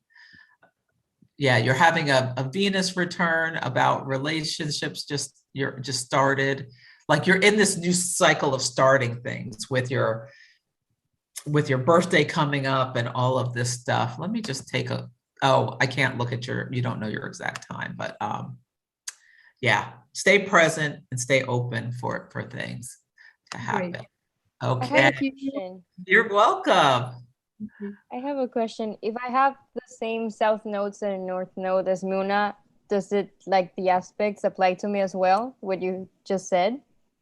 Yeah, well, if your south node is in Pisces, Yeah. and your north node is in Virgo, there is a call for you. Pisces energy can be really diffuse. There could be some just scattered nature to it. You can be, I mean, it's a beautiful sign with spirituality and everything, but there is a call for you to bring more discipline, more structure, get organized, bring order to the chaos. So there's a real call to work on that. And I recommend you buying that book as well, the Astrology for the Soul. It talks a lot about the pitfalls of the south node and what you're moving towards with the north node. But it's really a call to balance them. It's called practical magic. I like that for that nodal thing. Let me call on, I'll do Susie, Jamie, then Ella next. Okay. Okay, great. I know we kind of touched base. My birthday is 1/21/81. Okay. January 21, 1981. In Fremont, California. A Bay Area born and raised. That's right down the road from me. I'm in Oakland. Well, I'm in Oakland now. I was born in Fremont, but I've been in Oakland for 20 years now, just about. Oh, cool. I think we've talked on Instagram. Didn't I do your chart? You did my hot take, yes. Okay. What's the time? And 11:55 p.m. And I think it's worth noting that I am a life path number 5, and this year is a 5. So much. Yeah. So much change. Yes. So much change. So let me look at this. So it's interesting. I didn't know that. I mean, I've heard about world points, but my ascendant is 23, and you said you'd give about an orb. So Yeah. that's just that. Yeah, that's very. I didn't know. Yeah. that. So your ascendant's 23 Libra. Let's see if there's anything else. Your Uranus is at 29 of Scorpio. Oh, your Mercury is at 16 of Aquarius. So I can't remember. I don't know. Do you do anything around the law or? No. I'm in education. Oh, I've been an educator all of my career essentially. Working with children, and now I've shifted partially into the classroom, but more into like mentoring and administrative stuff. But that's what I've done. But the last 5 or 6 years, I've also have, because I've always been a yogi. I'm pretty active in the yoga community and different philosophies and modalities of yoga. But I've also started to integrate kind of creating mindful sacred spaces for children and communities and families. And so I work for a private school here in Oakland, and I'm able to do that stuff because in the public school system, you're not.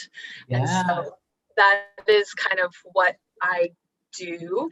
And some of the things that I've been calling in around my career have been to kind of, start a new business. I have a number of business things kind of trying to come out of me, and that has not materialized. There's a lot of in the ideation stage, and maybe some loose structuring as far as timelines and what would have to happen first, or kind of breaking down the steps. So, but that's kind of what my path is. Well, I want you to keep working on that and really take time to be creative over this month, because you have 4 planets in Aquarius, and Aquarius is the house of other people's children.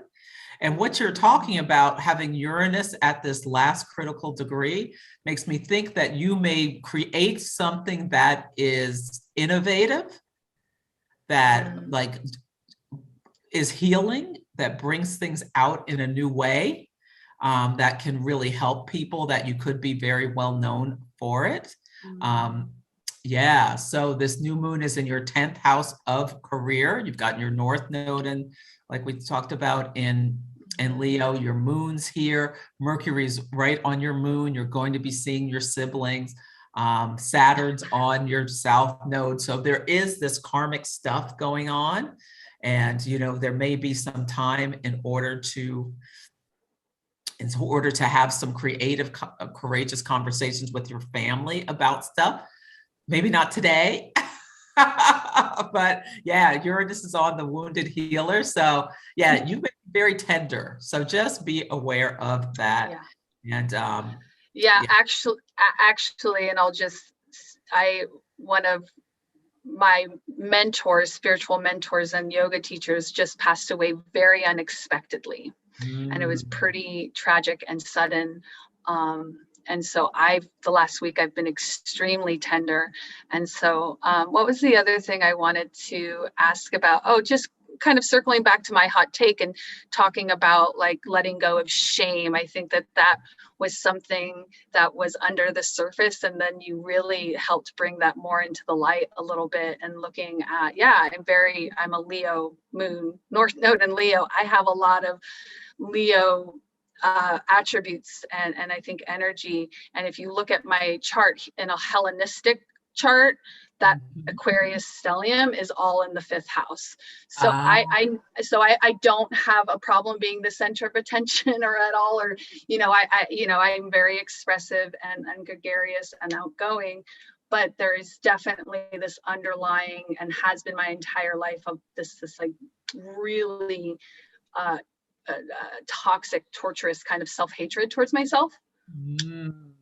And specifically my body. I have definitely had body issues. I was a ballerina growing up, and I also have Black Moon Lilith conjunct, you know, in the early degrees of Scorpio.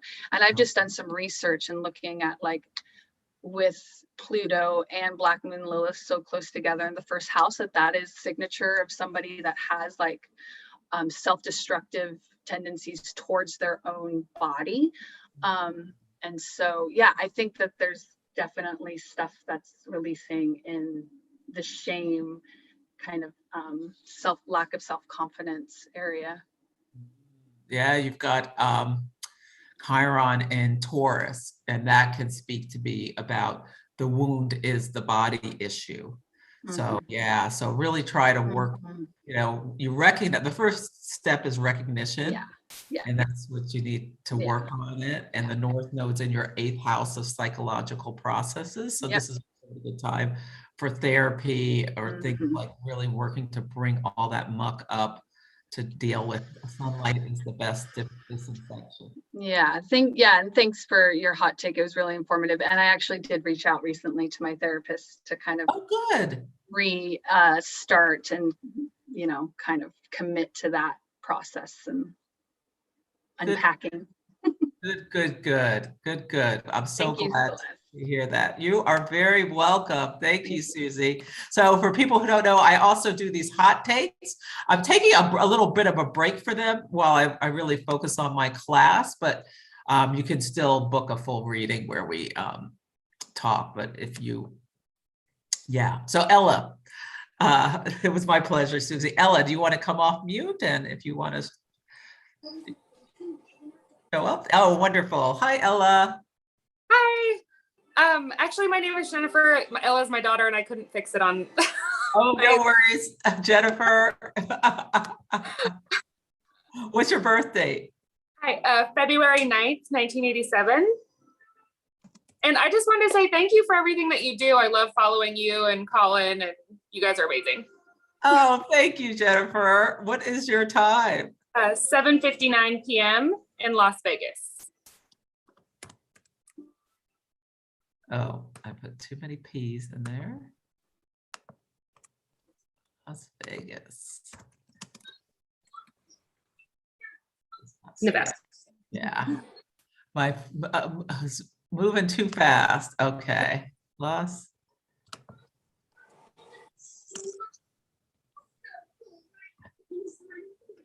Okay. February 9th, 1987. Okay. Yeah, please, everybody, double check, make sure I type in correctly. Okay, so you are an Aquarius sun, yes, Cancer moon, and Virgo rising. Aquarius sun, Cancer moon, Virgo rising. That's a really interesting combination. Is it? Creative? Are you a teacher or? I'm a mom of 4 kids. Oh, so, perfect. Gotta teach somewhere. I was a nurse in a past life before kids, but haven't done it now. Oh, nurse, that's perfect with your chart with the Cancer midheaven. But yeah, a call to, you've got all this energy in the 4th house, being a full-time mom.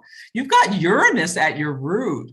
Do you have, do you get a lot of sudden insights or downloads, or just have a connection and understanding of what instinctually what other people are thinking? Or I don't notice it so much, but I've been told by friends, like, you just know what so I guess, I don't feel it, but other people tell me that it happens. So yeah, that's Uranus at your this is the IC. And yeah, do you ever work with like oracle cards or anything, or tarot? I like to. I try to when I have time. I'm really trying to get into astrology and tarot and things like that right now. Okay, that's good. Yeah, I think it's really good for you to work with that stuff. Yeah, and you have very cool chart. Okay. Let's see, this new moon. Who are you talking to? I'm talking to my friend. Hold on. Sorry. No worries. Okie dokie. Let's see. So this new moon is in your 11th house of oh, is that right? Yeah, your 11th house of hopes and dreams. So I really want you to like just let the wishes, just let them fly for this. Yeah, the Saturn Uranus square for you is in your 5th house and 8th house. So think about, I mean, you're a mom to 4 kids, so, but I want you to think about how you can, you know, let go of restrictions that stop you from having some of your own self-pleasure and fun for yourself. I mean, do you spend, as a Virgo rising, which is really focused on the other, do you spend like almost every moment of your time taking care of other people, doing things for other, always worrying about other people? Every single minute. That's what like trying to take a minute for myself, and I am being pulled away. Yeah. See if you can like take some, like carve out some time for yourself, even if it's just an hour a week or something that is like mommy time, where mommy gets to do whatever she wants to do and daddy can take care of the kids. Take them. Yeah. Yeah. So that would be my recommendation for this, because I think that's really important for you to have some of your own pleasure for yourself. And Okay. yeah, let me see if anything else pops out. Yeah. We have a possible big move coming up soon. I don't know if that show speaks to that, but we've moved like 5 times in the last 6 years, and we're like looking at another one pretty soon. Ah, yeah. I'm trying to move this. Okay. Well, you have Sagittarius at your root. So you have, there was a solar eclipse down here on last December, which can speak to there being a move. And it was on your Uranus. So there can be a lot of chaotic energy kind of this year. So I'm not surprised that you're looking at a move. Let me, what's about the time you would be moving? Next like May-ish. Okay, that's when Uranus is on a world point. Let's do your next solar return.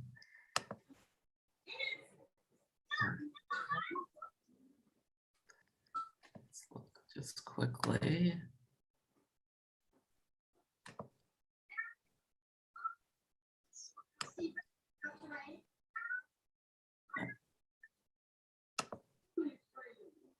Okay. So for your next, no, that's the wrong place, sorry. Where do you live now? Near Seattle. Okay.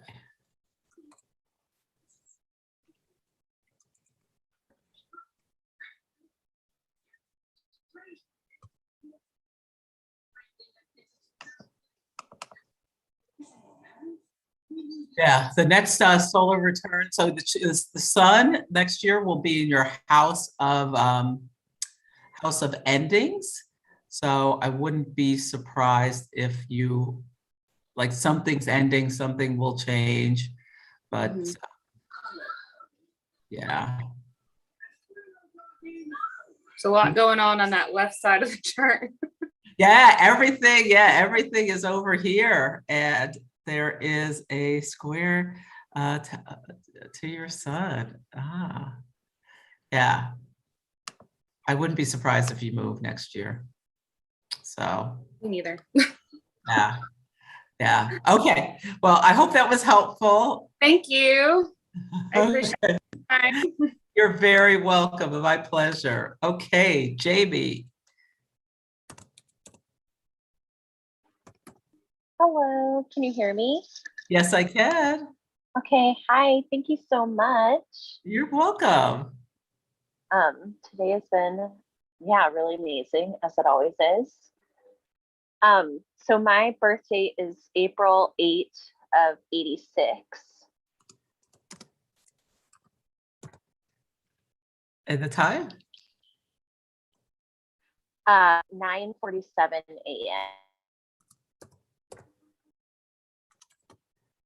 a.m. And place? Yeah, so it's Pratt, Pratt, in Kansas, KS. Okay, let's see. Yeah, I gotta move this. All the Zoom is like in the way of the chart. Sorry. It's like I'm having trouble moving it. Okay, so you are an Aries sun, an Aries moon. So you were born in the your balsamic moon in Aries. So am I. And you are a Gemini rising. So a lot's been going on for you. You had an eclipse right on your descendant, and like Ella activated Uranus. So has there been a lot of change over the last year for you? Yes. Yeah, I very much feel like I'm in a transition period. And I started following you after watching you and Colin do like an amazing live together, and the two of you together are incredible. Thank you. I love and Colin. I did he's lovely. And I did a reading with him for my birthday this year, and he was like, this year is like a watch and wait for you, like good luck. So I was like, cool, great. Yeah. So, but yeah, I've been feeling like this moon is like very important, but I don't really understand why. Okay, so just intuitively, you know that it's really for you. Let's see. Okay, so it's in your third house. So the third house can be about communication. It can be about sibling. Do you speak your truth? Do you feel like you do you feel like you stand up for yourself? Yeah, I definitely, I'm a double like ever a problem. Okay. But I do feel like I'm in this place. Yeah, I do feel like I'm in a place where I'm trying to balance like being truthful and also not losing community when I do that. Like that Aries energy, can you be like you just can okay. Well, Chiron is on your moon right now, approaching your sun. And so it's a real call for you to think about how you can speak your truth in relation to others and have Neptune's on your Mercury, how you can soften, be more compassionate with your conversation, and maybe pause before speaking if this is something that's routine, that you say things and they're received in a way that you either did or didn't mean, but how you can be more compassionate. And so I pulled the Come to the Edge card in protection.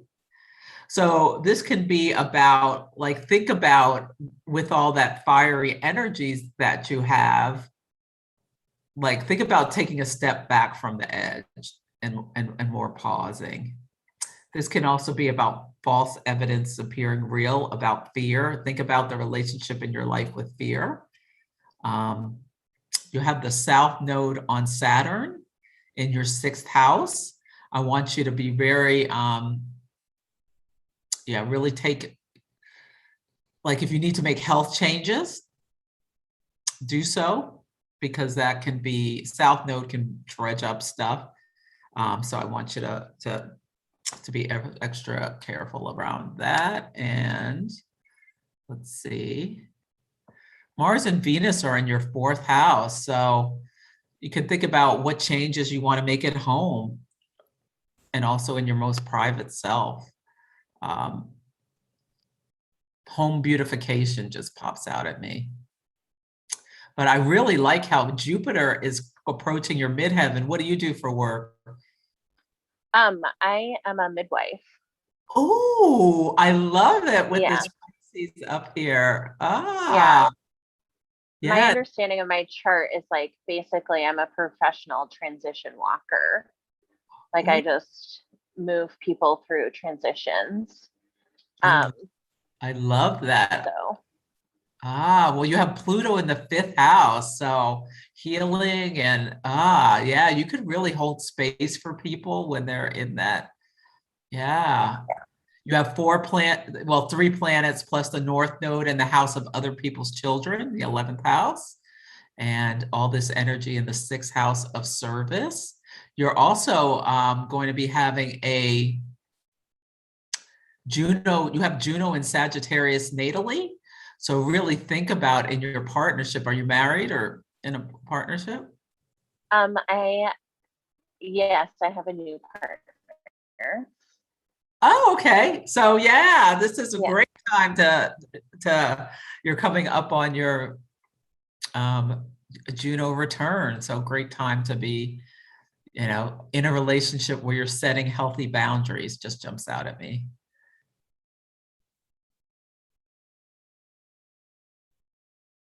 Amazing. Great. Well, I hope that helps. Did you have another question? Yeah, I guess I am a little bit more curious about um the like sibling aspect or like everything, because my natal chart, the like house 1 through 4 is empty. Mhm. So when I look at this and I'm looking at working with the fourth house specifically, am I then looking at like the Mars, Venus, and then the planetary ruler of the fourth house? Yes. Yeah. So Okay. nothing is empty. I mean, when we say empty house, so Sure. there's always a sign there. So Virgo is the sign on your first house. So you can think about where is Mercury?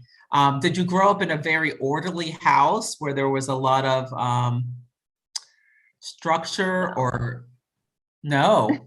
No. It was just chaotic? Yeah. Where's Mercury? Okay, let's see. Oh, well, you have Mercury in Pisces, which is the opposite sign to Virgo. And it is squaring Uranus. So you can think about that signature in how there was a lack of boundaries in your childhood. And if there were sudden events that came in. Did you move a lot as a child? We did a lot of moving, and yeah, my mom was a single parent in college, so like just a lot of like change a lot in our childhood. Yeah. Well, But uh-huh. but the family is very stable. You know, like our family is very tight knit. But the circumstance was chaotic. You said your family is very, what was the word you Sorry, used? stable. Okay. Yeah. Yeah. Well, think about that Mercury square Uranus. I really want you to think about that with this, because this is in your third house of communication. And you talked about how with groups, there could be a loss of friendship or standing in groups because of your communication. Think about how your Mercury squares Uranus. That can be someone who can think innovatively, can come up with creative ideas, but on the shadow side, it could be someone who like just blurts things out that people can be offended by or take the wrong way. So, so think about that, how you can pause and adjust with that. And yeah, it's also the house of siblings. Give your siblings a call, say hi, maybe get together and have some fun. Yeah, perfect. Okay, I hope that helps. Okay. Thank you so much. You are very welcome. Emily, you're next on my screen with your hand up. Oh, hi. Oh, yes. So it's 27th of May, 86. I'm sorry, I didn't understand a word you said. What? Oh, 27th of May, 86. May 27th, 1986. Where? Portsmouth, England. Ports. Oh, Is that right? SMOU. It's in my mouth. So MOUTH. Ah, okay. And I then put it in the wrong place. Wait, Portsmouth, England. What time? 5 a.m. 5 a.m.? Yeah. Is that exact? From what I know, yes. Okay. Okay, so that would make you a Gemini rising. Yeah. Sun in the first house, and your moon is in Capricorn. Gemini rising, moon in Capricorn. That's an interesting combination because they are what's called quincunx in signs, where they don't have a lot in common. You're born during the disseminating phase. Yeah. It's like, so you're here to share information. Oh, look at this, Emily. Oh my God, you have your moon, your Venus, and your Mars, all what's called out of bounds. So what that means is there's almost a Uranian flavor to how you, your emotions, how you take action in the world and what you like. Yeah, there's a great article written by Stephen Forrest about out of bounds planets. You might want to look up just to get more insight into that if you would like it. You had the lunar eclipse in May was on your Saturn, right near your descendant. My husband is Sagittarius, so between us. Yeah. Did a lot come up for you this summer with the eclipses? So basically, I finished my level 3. Oh, good. CSA Astrology. So that's what I did, and now I'm trying to get clients, and people aren't booking at the moment. So that's what I'm trying to get into doing, getting clients. I've got my website and everything set up. It's just trying to get the clients to book. What are you doing to try to attract new clients? So I post daily. Well, I try to post it daily. It's at least 3 times a week on my Instagram and on my Facebook. So it's Ordering a Pumpkin. So yeah, my Instagram and my Facebook. I've got my blogs. They're related to the planets by the day of the week. So you've got obviously Monday's Moon Day, etc. And I do a card with either tarot or oracle on there. I keep getting people saying, "Oh, that's really insightful," or "That's really helpful. That's what I needed to hear about the astrology side or the tarot." But I also did a new moon event, but nobody showed up. So I'm trying, but I'm not quite sure what's the next kind of logical way to go. Yeah, so what I'll do is if you email me, I'll send you a link to this, what it's called Snip Feed. What you could do is you could do like mini readings for people, maybe at a lower price point, to just try to get, gain your following, because there is it may take you just some time to build your following. You might want to also, don't just post, show up and talk on Instagram. I need to be braver, don't I? What'd you say? I need to be braver. Okay, well, that's what this new moon is about for you. It's about being creative, being brave. Like, I want you to commit to once a week.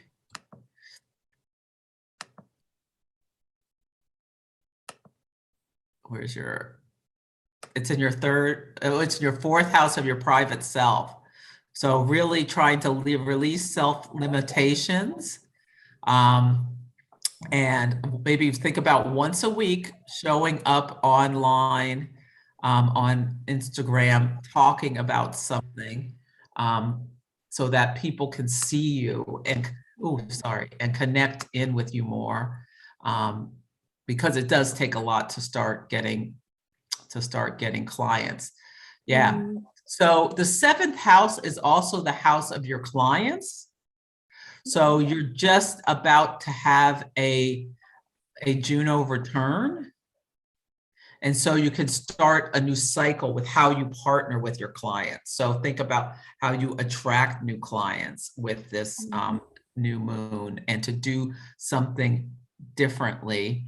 And yeah, do you have a specialty? Like, is there something that really lights you up about astrology? Like you, I love the moon. Oh, okay. So, Yeah. yeah, I kind of got into astrology when I bought a moonology diary from Yasmin. So I then from there I started researching astrologers, and Deborah popped up on my Instagram, and naturally I was drawn like a moth. Oh yeah, she's amazing. Yeah. So, How interesting. You have your Ceres in the 5th house on a world point. So Ceres is an asteroid that speaks about nurturing. It speaks about the harvest, food. Yeah, and Mars is on your Ceres for this. Are you a mother? I'm not, no. Yeah, I don't know whether I will be in the future, but for now, I need to focus on what I want to do for my own sort of healing. So I feel I heal through helping other people, and it's always been that way.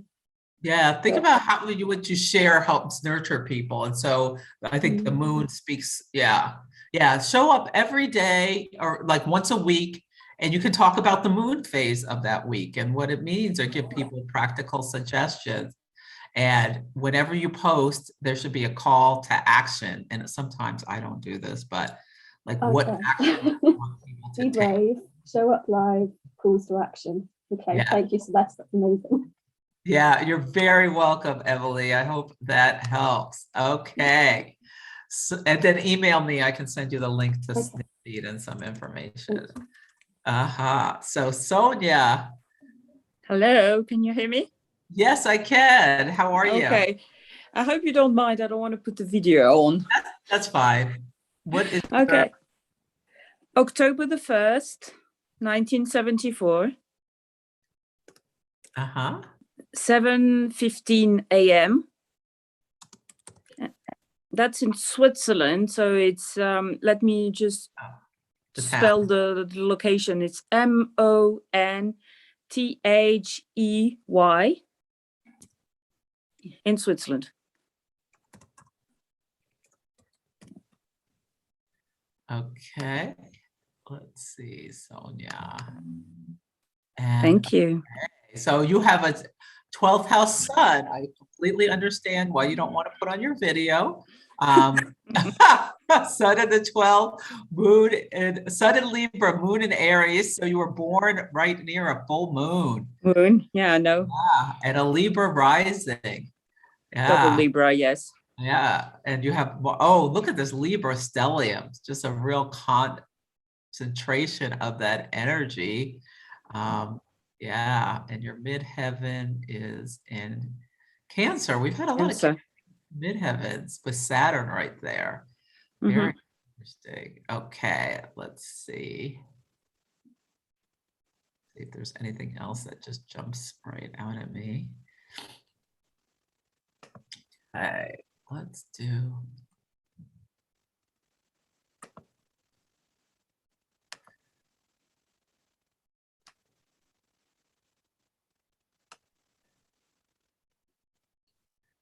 Okay, so do you do behind the scenes work for, are you a nurse or anything, or a doctor?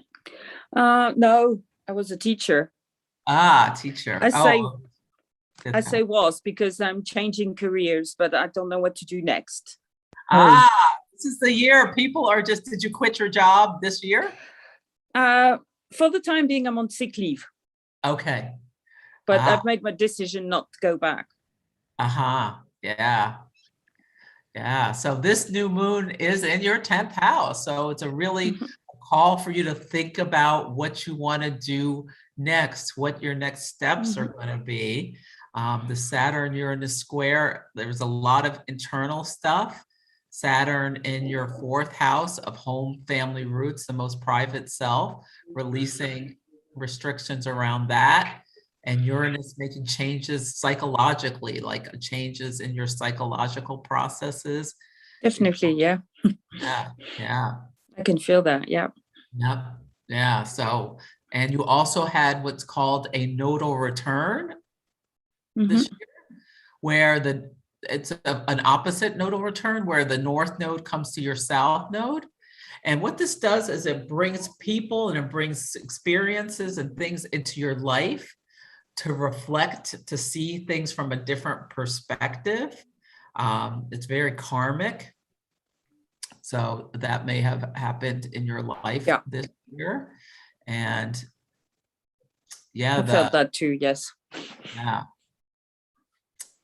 Yeah, Vesta is on there. So yeah, I really want you to think about, you know, how you want to move forward in your career, get your resume together, start thinking about what lights you up. You've got Jupiter in your 5th house of how you create. And yeah, you're going to have Jupiter. It's going to spend most of, you're going to have a Jupiter return next year, where Jupiter comes back to the same place it was when you were born.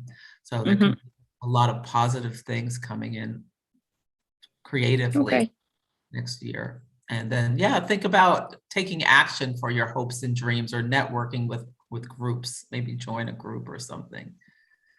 Okay, thank you very much. You're welcome. Okay, Rowena. Hello. Hi. Hello? Hi. Hi. Do you mind if I look terrible today? Can I keep my camera off? That's fine. What's your birth date? It's the 20th of November, 1981. And the time? At 6:50 a.m. And the place? It's called Stoke-on-Trent. That's right. Stoke, Stoke. And then just on and Trent at England. Yeah.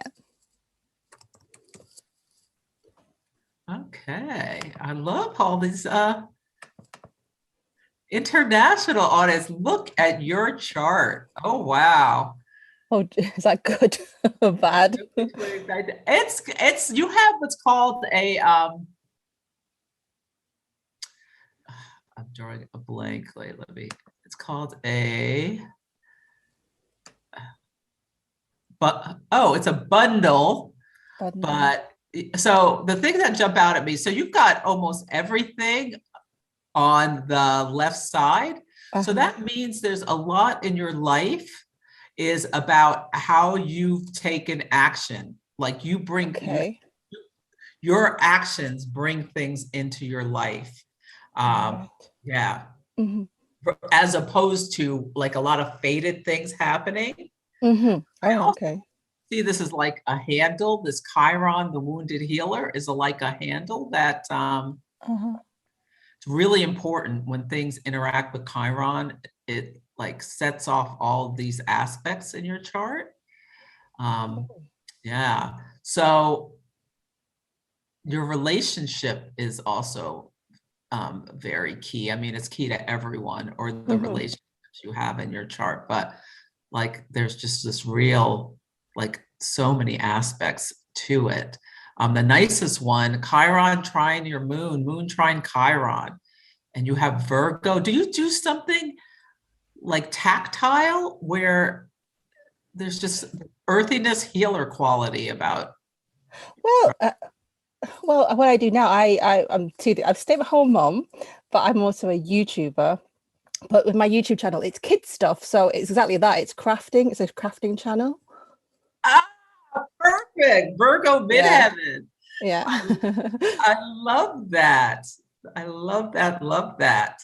Yes. Yeah. With 6th house in Taurus. So yeah, you probably have this beautiful ability in order to, with the precision and the detail orientation, in order to create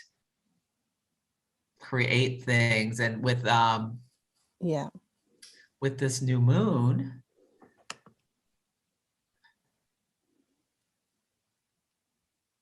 like it's falling in your 10th house of what you do. Do you want to share your YouTube channel? I know there are some people with kids on here. It's called Super Maker Universe. Super Maker Universe? Yeah, we used to do more toy stuff, but now I've moved up to do more crafting and making things. Yeah. Oh, how fun. Yeah, well, this new moon is in your 9th house, and the 9th house is about expansion. It can be about higher education. It could be about broadcasting. Since you're a YouTuber, I want you to think about how you can expand your audience. Okay, Yeah, so maybe come up with 1 or 2 ideas that will expand your audience of your YouTube channel. This new moon. Oh, and I like how Venus is in your 10th house.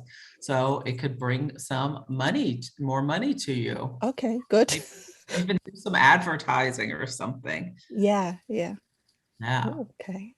Yeah. Well, very cool. Thank you so much. Oh, you're very welcome. Okay, Jenny.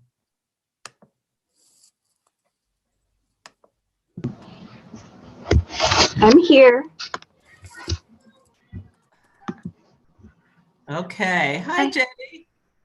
Hi, can you hear me? Sorry, I'm always struggling here. Okay, so I'm December 14th, 1983. And I was born at 12:01 p.m. And where? Los Angeles, California. Oh, you told me that earlier. Okay.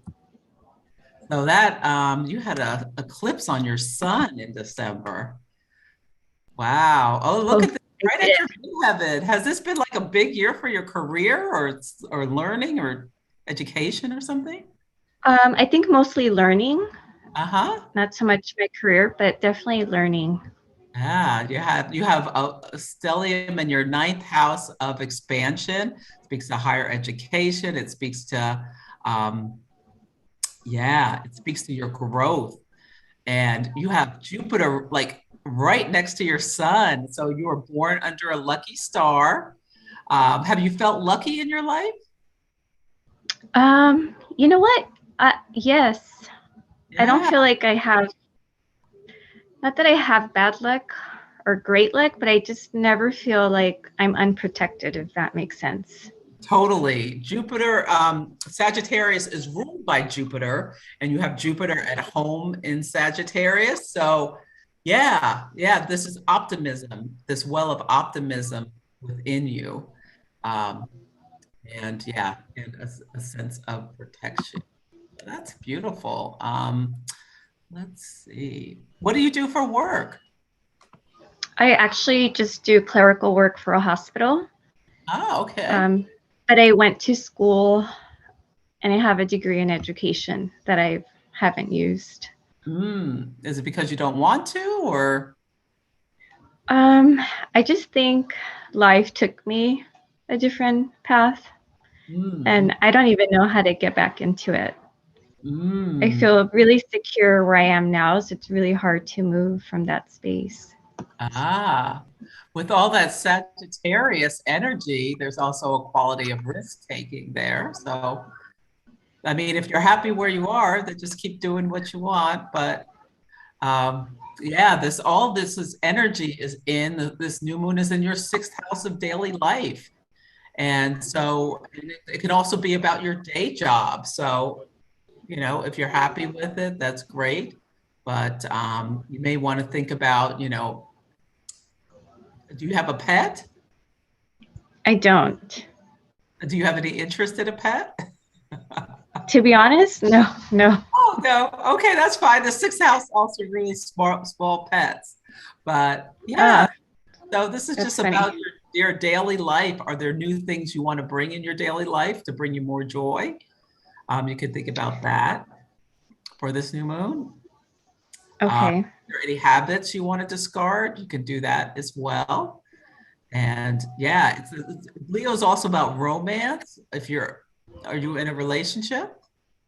No, I'm actually through a divorce or starting a divorce, but I feel like I'm okay with that. Like I made peace with that.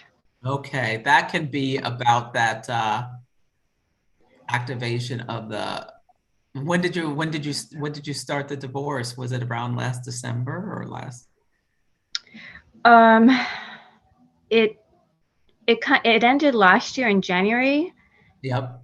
I'm trying to think, but the divorce just started like this summer, like the Okay. actual paperwork. So you had a solar eclipse on your midheaven. And so being someone's wife or husband or partner is also about how you appear in the world. So it's opposite your IC. So that speaks to that solar eclipse on your midheaven on your birthday last year, speaks to like initiating the breakup of your relationship. And yeah, Uranus is in your second house. Uranus about change. And Saturn in your 11th house. So there's this change of your hopes and dreams with the divorce. So yeah, just think about how do you bring joy into your daily life. I think it's perfect for you. What's going on? Yeah, I'm Sounds divorced. good. Sounds about right. I'm divorced too, so sometimes that can be the best thing you ever did in your life. You bring so much more joy. I agree. Yes. Well, great. Well, thank you so much, Jenny. Thank you. You did great work. Thank you so much. Oh, thank you. Robin? Good. Hello. How are you, Celeste? I'm great. How are you? I'm okay. And I'm going to actually, well, I put my video on, but it obviously isn't showing yet. My birth date is March 8th, 1954. Uh-huh. The time was 10 p.m. Attleboro, Attleboro, and that's Massachusetts. Okay. And thanks for letting me know, Emily. I look like crap, but what the heck, right? You look just fine, Rob. Okay, it's a Leo new moon. Exactly. You look great. So you're a Pisces sun. Now, is this an exact time? According to my mother. Okay. Pisces sun, Taurus moon, and Scorpio rising. Yep. So what's really interesting is that the first of the Saturn-Uranus squares, the thing that just jumps out at me. Okay. Oh, I didn't mean to do that.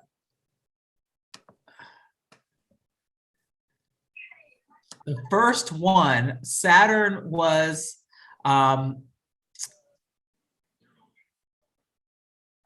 like it was at 7 degrees. So Saturn from your third house was was almost a direct square to your ascendant, meaning you yourself, your body, and Uranus was opposing. So there was this like big T square. And then the second one, so the first one was in February, the second one was in June. And the second one was Uranus was right on your moon. So have you had like big changes emotionally in your partnerships at home, yourself this year? In myself, I feel like I'm on a precipice. I'm just at this crossroads, and I am so ready to do something else in my life. Yeah, I totally see that. But do you know what you want to do to break free, or is that still you're working on trying to understand what you want to do? That's what I'm trying to figure out, quite honestly. I know I've been in social services my entire life, and there have been a couple of times that like I took a break from it. but I'm so done right now. And it's just like, should I retire? What should I do? I'm ready to totally change my life. But I don't know what to do. Okay, so you're looking to break free. Yes. This new moon is in your 9th house of higher education, expansion, travel, all of those things, publishing. Yeah, is there something you want to like maybe add new skills to yourself, or Mercury's on Pluto, so. Well, to me, I've been thinking so much about becoming, it's called a death doula.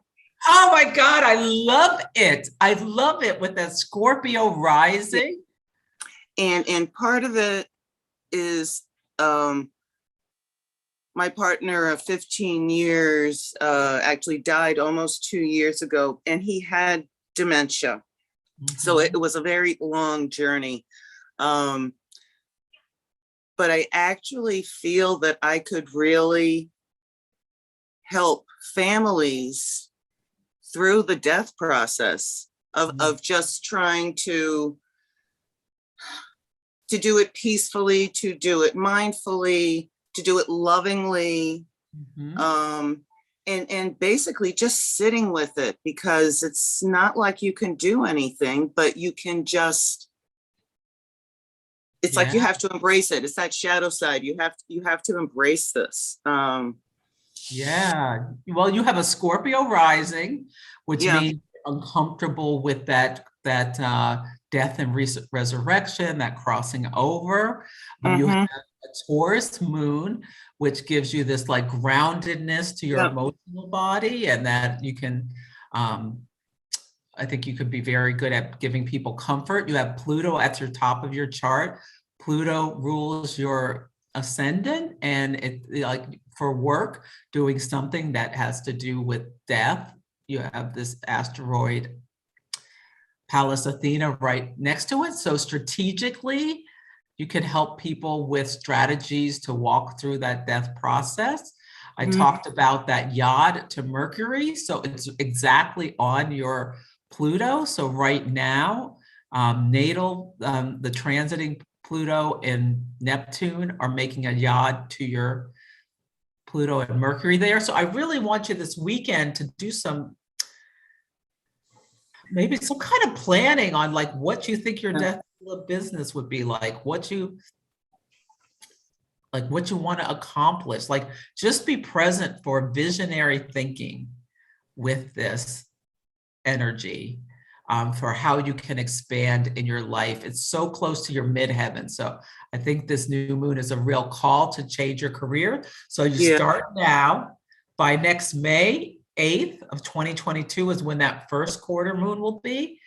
Like, set plans for what you want to accomplish by next May with being a death doula. I mean, I don't even know if it's like a viable option or anything like that, but for some reason I do feel a calling towards that. And it's not like I need to stay where I am in the United States at all. In Indiana, I have 2 grown children that actually, if one of them said, hey, come up here or come down here and live with me, I would like be there in a heartbeat. You know, I would sell my house, I would pack everything up and leave.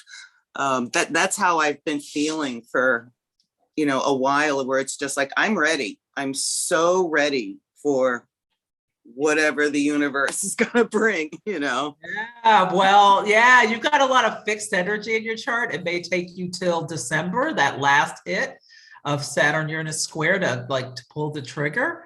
But I love it. I mean, we are in a time where there's been so much death and change. I think you could really do very, very well with that. That's totally a viable career. And I'm going to pull a card for you, what you need to know. Yeah, so the first card I pulled is like, something is a peace and protection. So something is amiss. you've got this feeling that you want to make changes, and then your next right action is exchanging gifts. So think about think about exchanges. Do your kids have children? One does. Yeah, maybe you could go move near them and help them with the kids. Well, and actually, because she's a pandemic baby, my first grandchild, and they just moved down to Florida.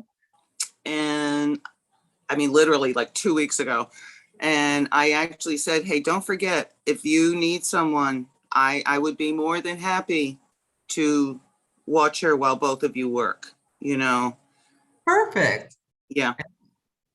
Yeah, maybe you could get a place nearby or something like that. And yeah, I think that's great. And being in Florida, being a deaf doula, yeah, totally. That would be actually like almost a perfect place. You know. Yeah. Look at your chart real quick to see what it looks like next year. And I need to ask you, what was that first card again? You said something is amiss. Oh, peace and protection. So it's the peace card upside down. Gotcha. I cut it out. So when the peace card comes upside down, that means there's something amiss internally that you know. You spoke that. You just confirmation that you need change is what it is. Yeah, I really do. Yeah. And this is like for all of us, it's a call to. So where do you live right now? Are you in that same city? Oh no, I'm in Valparaiso, Indiana. VALPARAISO.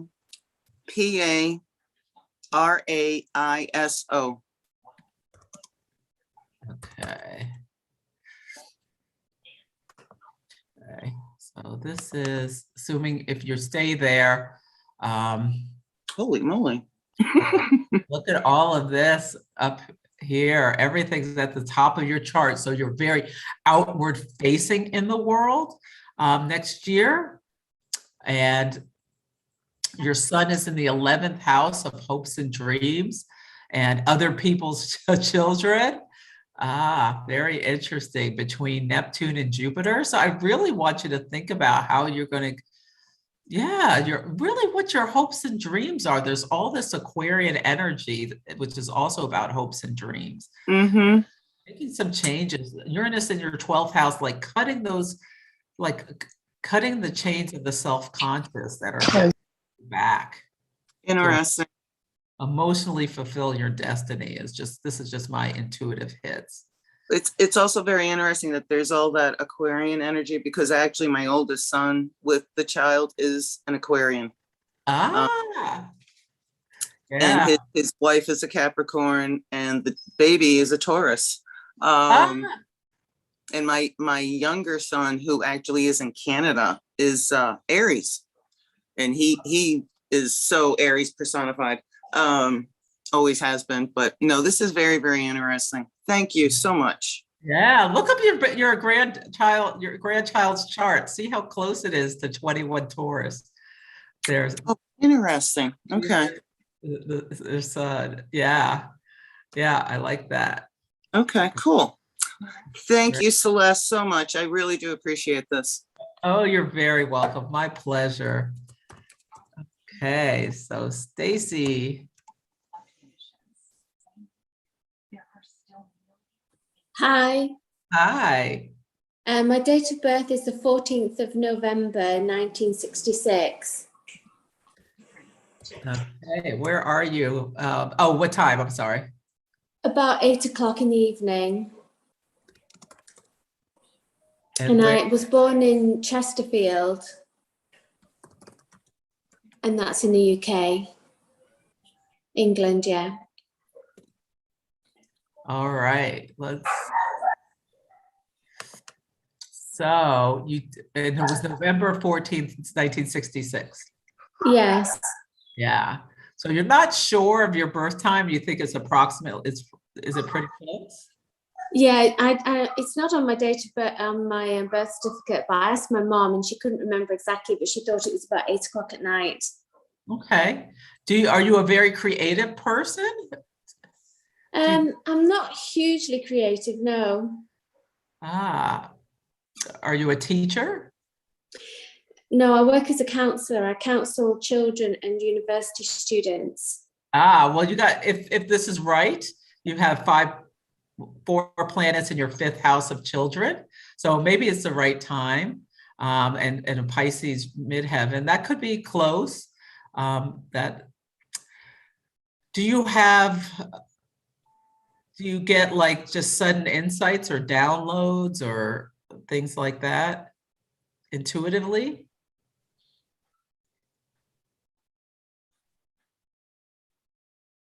Or no? Sorry, yeah, I do think I'm a bit intuitive, yes. Okay, it might be around the right time. Anyway, you just got a lot of your Scorpio with a lot of Scorpio energy. Yeah.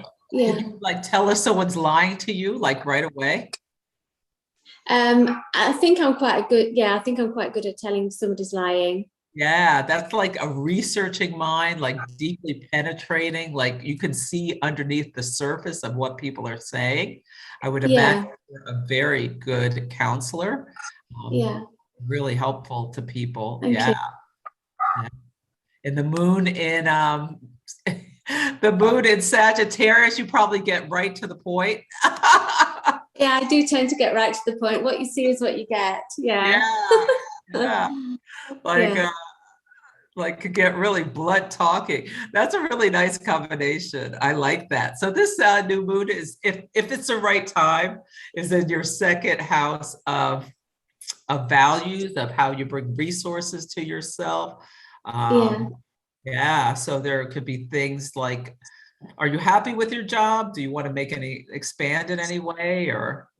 I am happy with my job. It's an odd job in the sense that my children's work is self-employed and my students' work is like on a 0-hour contract. So it's one of those kind of jobs where, well, I have 2 jobs where it's really quite uncertain a lot of the time, like how many students am I going to get this year? I'm sorry. I didn't take your call before. I'm on a Robin. Zoom call. You're not on mute. I know, I just realized that. I'm sorry. That's all right. Okay. Oh, I lost my train of thought. Go ahead. What were you saying? So yeah, so my job's a bit uncertain in terms of the hours that I work. Yeah, so yeah, sometimes I'm looking to get more work. Well, you can think about what you want to do around that. And Jupiter's in your 9th house of expansion. So think about if you want to add more skills. Now, Jupiter is going to cross your midheaven, which is the highest point of your chart. It's your career point next year. So yeah, so what you start now could come to fruition by next May. So yeah, maybe do some planning about if you want to make some changes around that. You as well, also, if this is the right time, you have Pluto. A lot of transformation. Have you had people coming into your life who've helped you, like bring intensity in your relationship or anything over the last year? Not so much really. Because I divorced about 5 years ago and kind of lost all my friends. I've kind of been there sort of since then, sort of developing like new friendships and things. It's something that I'm always actively working on, but obviously with the pandemic, it's been quite difficult to do that. Well, Venus is on your Pluto in your 3rd house of community. So think about or your local neighborhood. Yeah, maybe think about making some new friends close to you, joining some kind of group, networking. Like, think about if you want to do anything around that. Yeah. Yeah, but this is there could be a fortuitous time with Venus on Pluto could bring like unexpected good stuff. So yeah, who knows? If you're interested in dating, you might meet somebody. I'm not really sure I could be bothered, to be honest. Okay, well then don't. I'm enjoying the peaceful life. I hear you. Well, thank you. Okay. Great, thank you. You're welcome. Justina. Hi, can you hear me? Yes, I can. Okay, so my date of birth is September 13th, 1996. And the time? 8:05 a.m. And the place? Grand Rapids, Michigan.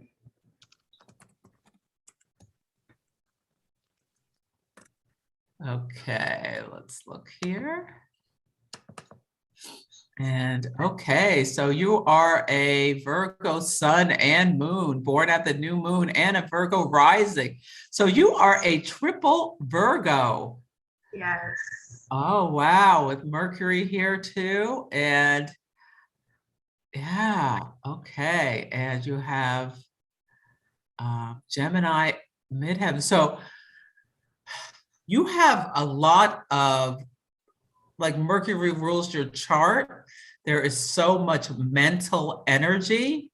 Are you able to, like, calm your mind, get out of your head and into your body? No, that's something I'm actively working on. Yeah, that's a really good thing for you to continually work on, adding practices like meditation, or also like putting on, just intuitively putting on music and dancing to it could be really good for you. You have this grand trine and fire, so there's a lot of fieriness to your personality. So you probably, do you have a lot of energy? I have a lot of energy to do things, like to express myself, but I don't really push myself to do it. So I don't know. I kind of like, I'm really anxious throughout life. Yeah, this is a real call for you to really work on how you can, get out of your head and into your body. That is the biggest message for you, that you need to work on. Let's see, what kind of work do you do? So I'm in school right now. I'm studying software development. Oh, okay. But I was in the healthcare field as a direct care worker, patient care technicians. But I noticed that it was kind of like overwhelming for myself as I struggle with having a support system. I'm pretty much an introvert, and yeah, it's been really tough for me to like get out there and meet people and actually gain those relationships. Yeah. So this is in your 11th house of friends and hopes and dreams and things like that. So I really want you to take some time to just do new moon wishes and try to just call in what hopes and dreams you want. I want you to maybe think about joining a group and it can even be online, to meet people and to get like some kind of support system.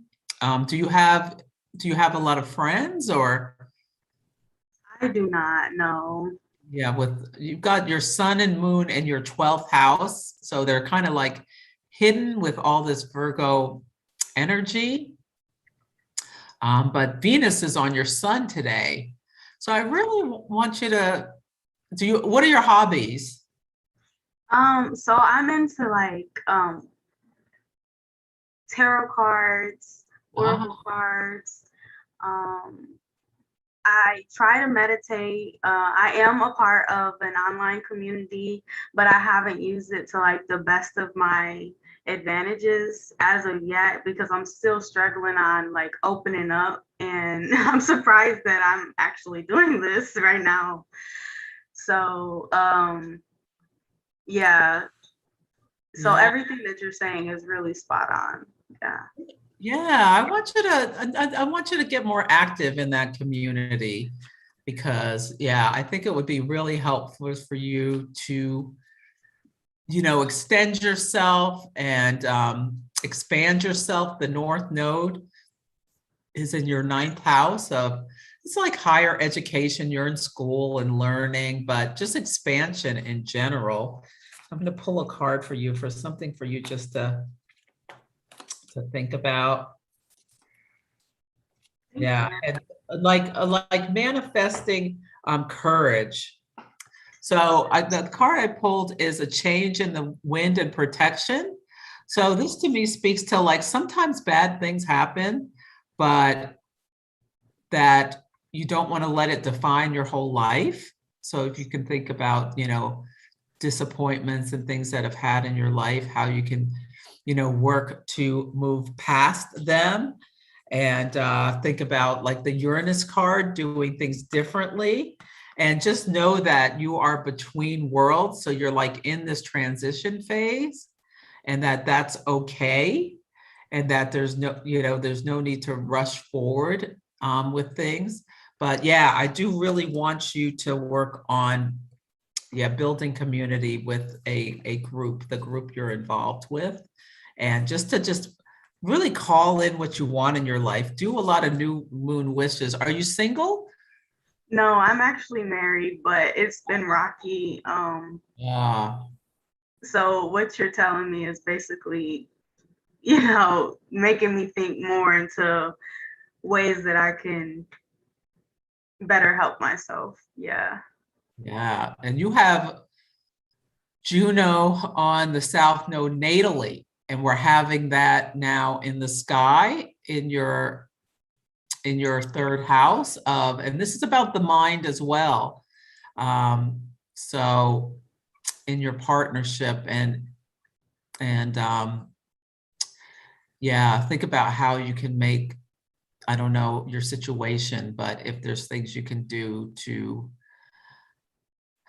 the word that comes to me is like bring more peace to this relationship, especially since if it's rocky. You have Saturn in your 7th house, so there's some karmic lessons around marriage and stuff that that's in your life.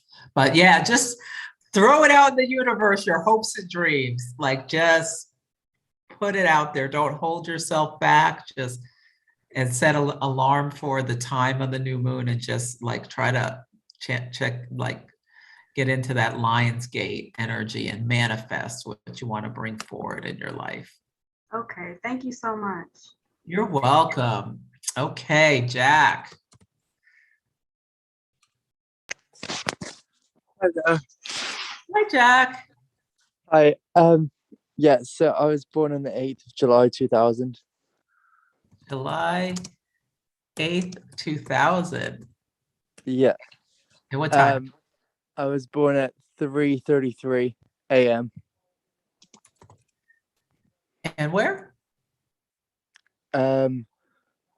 Markerfeld. How do you spell it? Yeah, it's MAGHERAFELT.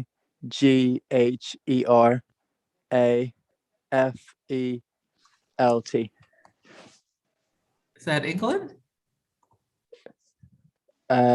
Northern Ireland. Ah.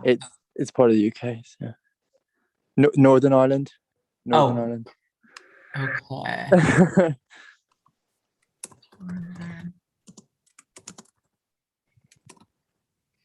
Okay. Okay, Jack. All right. And so I love that you were born at 3:33. Are threes important in your life? Yeah, I think they are. I think 3 is an important number. Okay, so you're a Cancer sun with this huge Cancer stellium, and Libra moon and Gemini rising. Wow. Well, you are definitely here to communicate in different ways. And yeah, what do you do for work? Something different, I would imagine. Yeah, I just helped my dad like little beach cafe. Oh, okay. Oh, you're only 21 years old. Yeah. Okay. Yes. So you are just beginning your, Seems like there's a lot of water. Yeah. Oh yeah, you have a lot of water in your chart. Are you very Yeah. intuitive? I think I'm getting like that as I open up a bit more. Is your water frozen? Like, are you very protective of yourself? Sometimes. Yeah, well, Cancer the crab is, if you think about it, it doesn't like to move forward. It likes to move side to side. Yeah. So avoiding direct confrontation. There's also like going into your shell kind of stuff. So this sun is, this new moon is right at your root. You have your MC at 15 degrees of Leo. So yeah. So at your most private self, this is happening. So think about like what you want to do in your home. Are there any things you want to do to beautify your home? How you can be more courageous and creative as a person. I think are good things to think about with this new moon. Yeah, Saturn's in your 9th house, Uranus is in your 12th house. So there could be like the Saturn-Uranus square can be like a call to release things that keep you from expanding in the world. So yeah, you've got your MC at a world point. Let's see.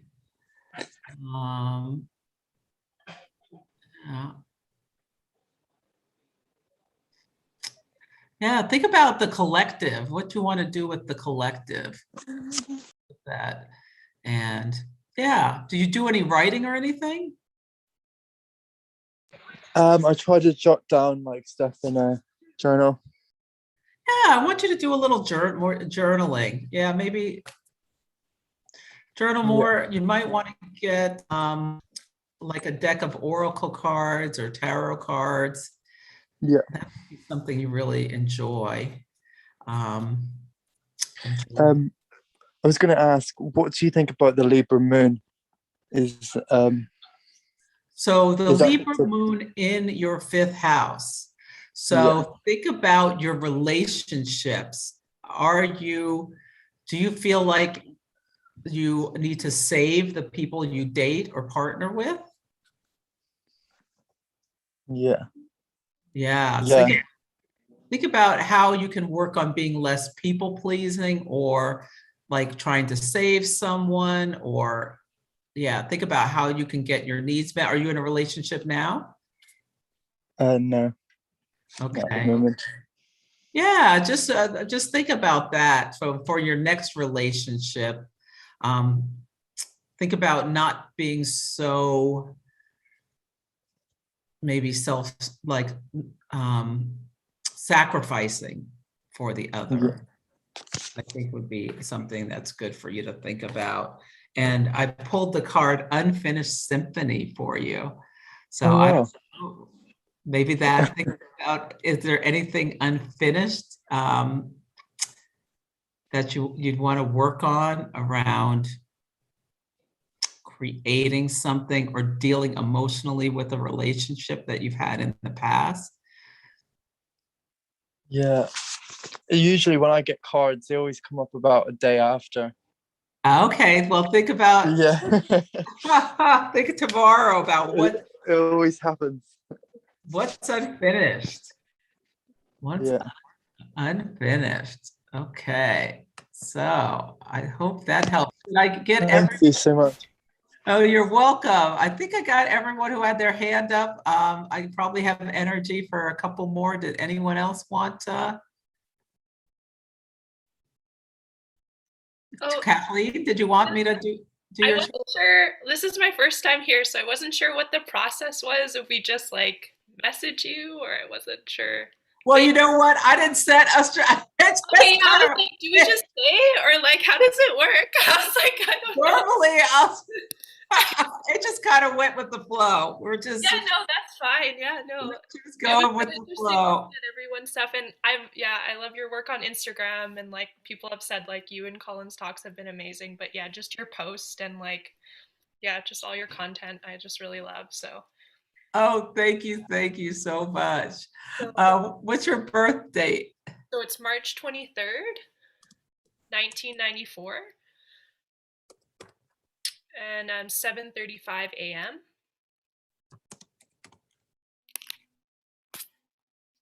And where? Vancouver. I'm sorry, I didn't hear that. Oh, Vancouver, Canada. So BC. Oh yeah, Canada. Yeah. I think did I spell Vancouver right? Yeah, it looks good. I did. Yeah, I love Vancouver. So pretty. Yeah. Okay. You're an Aries sun, a Leo moon, and a Taurus rising. Uh-oh, my battery is running low. Hold on, let me get my cord. I don't want my computer to die.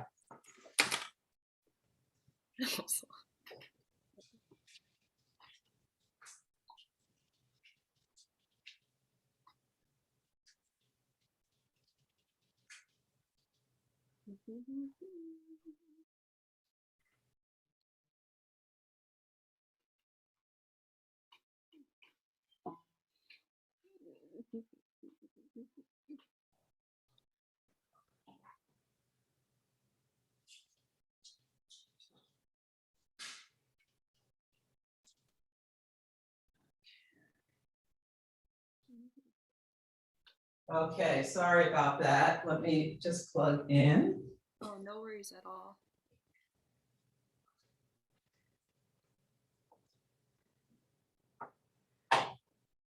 Okie doke. There we go. Huh. How long have I been talking for? Oh my God, I've been talking for over 3 hours. Well, thank you everybody for hanging in there.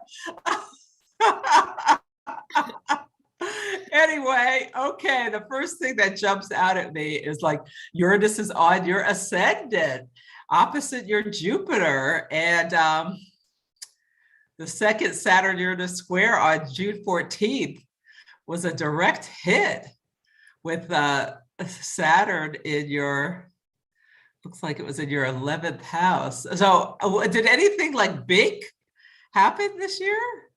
Yeah, like tons of stuff. Around your career, your partnership, yourself? Yeah, like well, the partnership stuff, I think I was like finally just like letting go of a lot of like relationships that weren't working out as great. And with my career, I've been a nurse for 4 years, and I just decided it's not my path. So I applied and I got into music therapy school, and I've been trying to balance being a musician while being a nurse, but all my energy goes into being a nurse.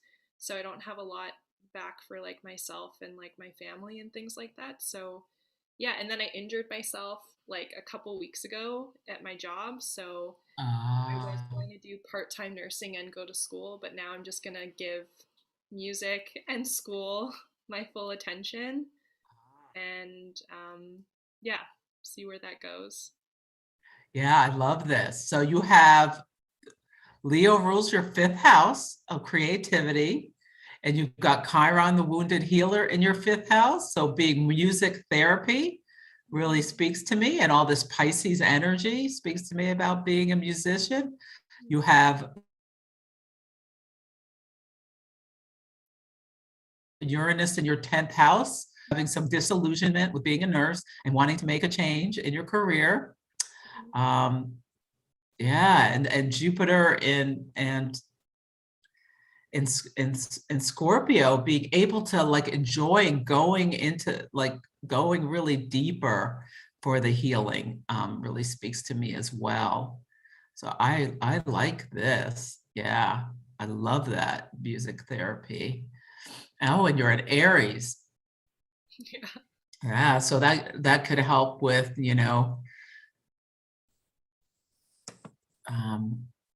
but I want you to think about like your sun is in the 12th house. Like think about, I'd like you to do like really with the listing your accomplishments and like really connecting into the building your self-confidence and thinking about your self-expression with this energy, with this new moon. And it is in your 5th house of creativity. And yeah, so like work on your resume maybe. And yeah, and yeah, like think about planning about how you're going to bring this beautiful career to life. And yeah, I really like this for you. And on November 19th, the sun will be shining on your north node in the 7th house, and the moon will be in your 1st house, on your very near your south node. So there'll be a continuing to release things that no longer serve you in your life, and you may find people come into your life to help you on your path with the sun shining on your north node. So yeah, so this is good. Yeah, I really want you to focus on, you know, your creativity and what have you. Are you on disability right now? Yeah, so I have like this like work safe claim, and yeah, so we're just kind of like working with that and seeing how that goes. But the day before this, I actually gave my last day for like my employment and stuff like that. But I did have the intention of like working casually, so I'm trying to like fight it to see if I can get like 2 more weeks of like pay. But if not, we'll figure it out. The finance. So you gave your notice and then hurt yourself? Yeah. At work? Yeah. Oh my goodness. It was just like I mean, my life like ever since I think May has just been like do, but I feel like it's all working out. And I think even though this is like, I think this has helped me slow down, because everything was just like, I mean, slow down, but still there's so much to do, but like, it's okay. Like it's Yeah, well, this Saturn-Uranus square is causing, there's like a grand cross in your chart. So Saturn is at the top of your chart, and it's squaring your ascendant and opposing your descendant. And I mean, it's squaring your ascendant and descendant and opposing your moon. So there is like this of energy about you out in the world, as well as your body, yourself. So yeah, be extra careful. If you could slow down, that's the message. Like just for in general, slow down and you move through life more slowly and consciously, because Uranus in your 1st house accidents can happen.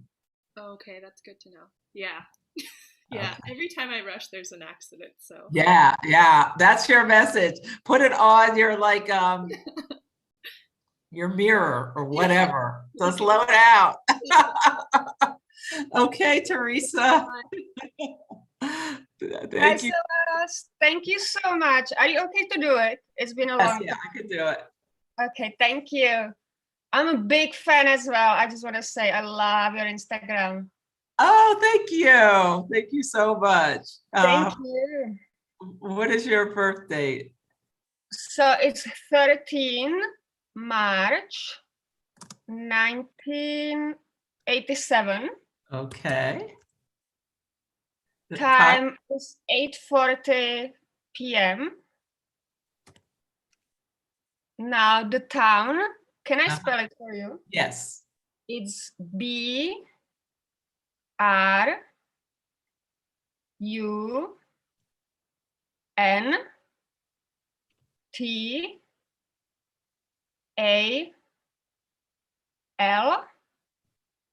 and it's the Czech Republic. Is it Czech? How do you spell? CZE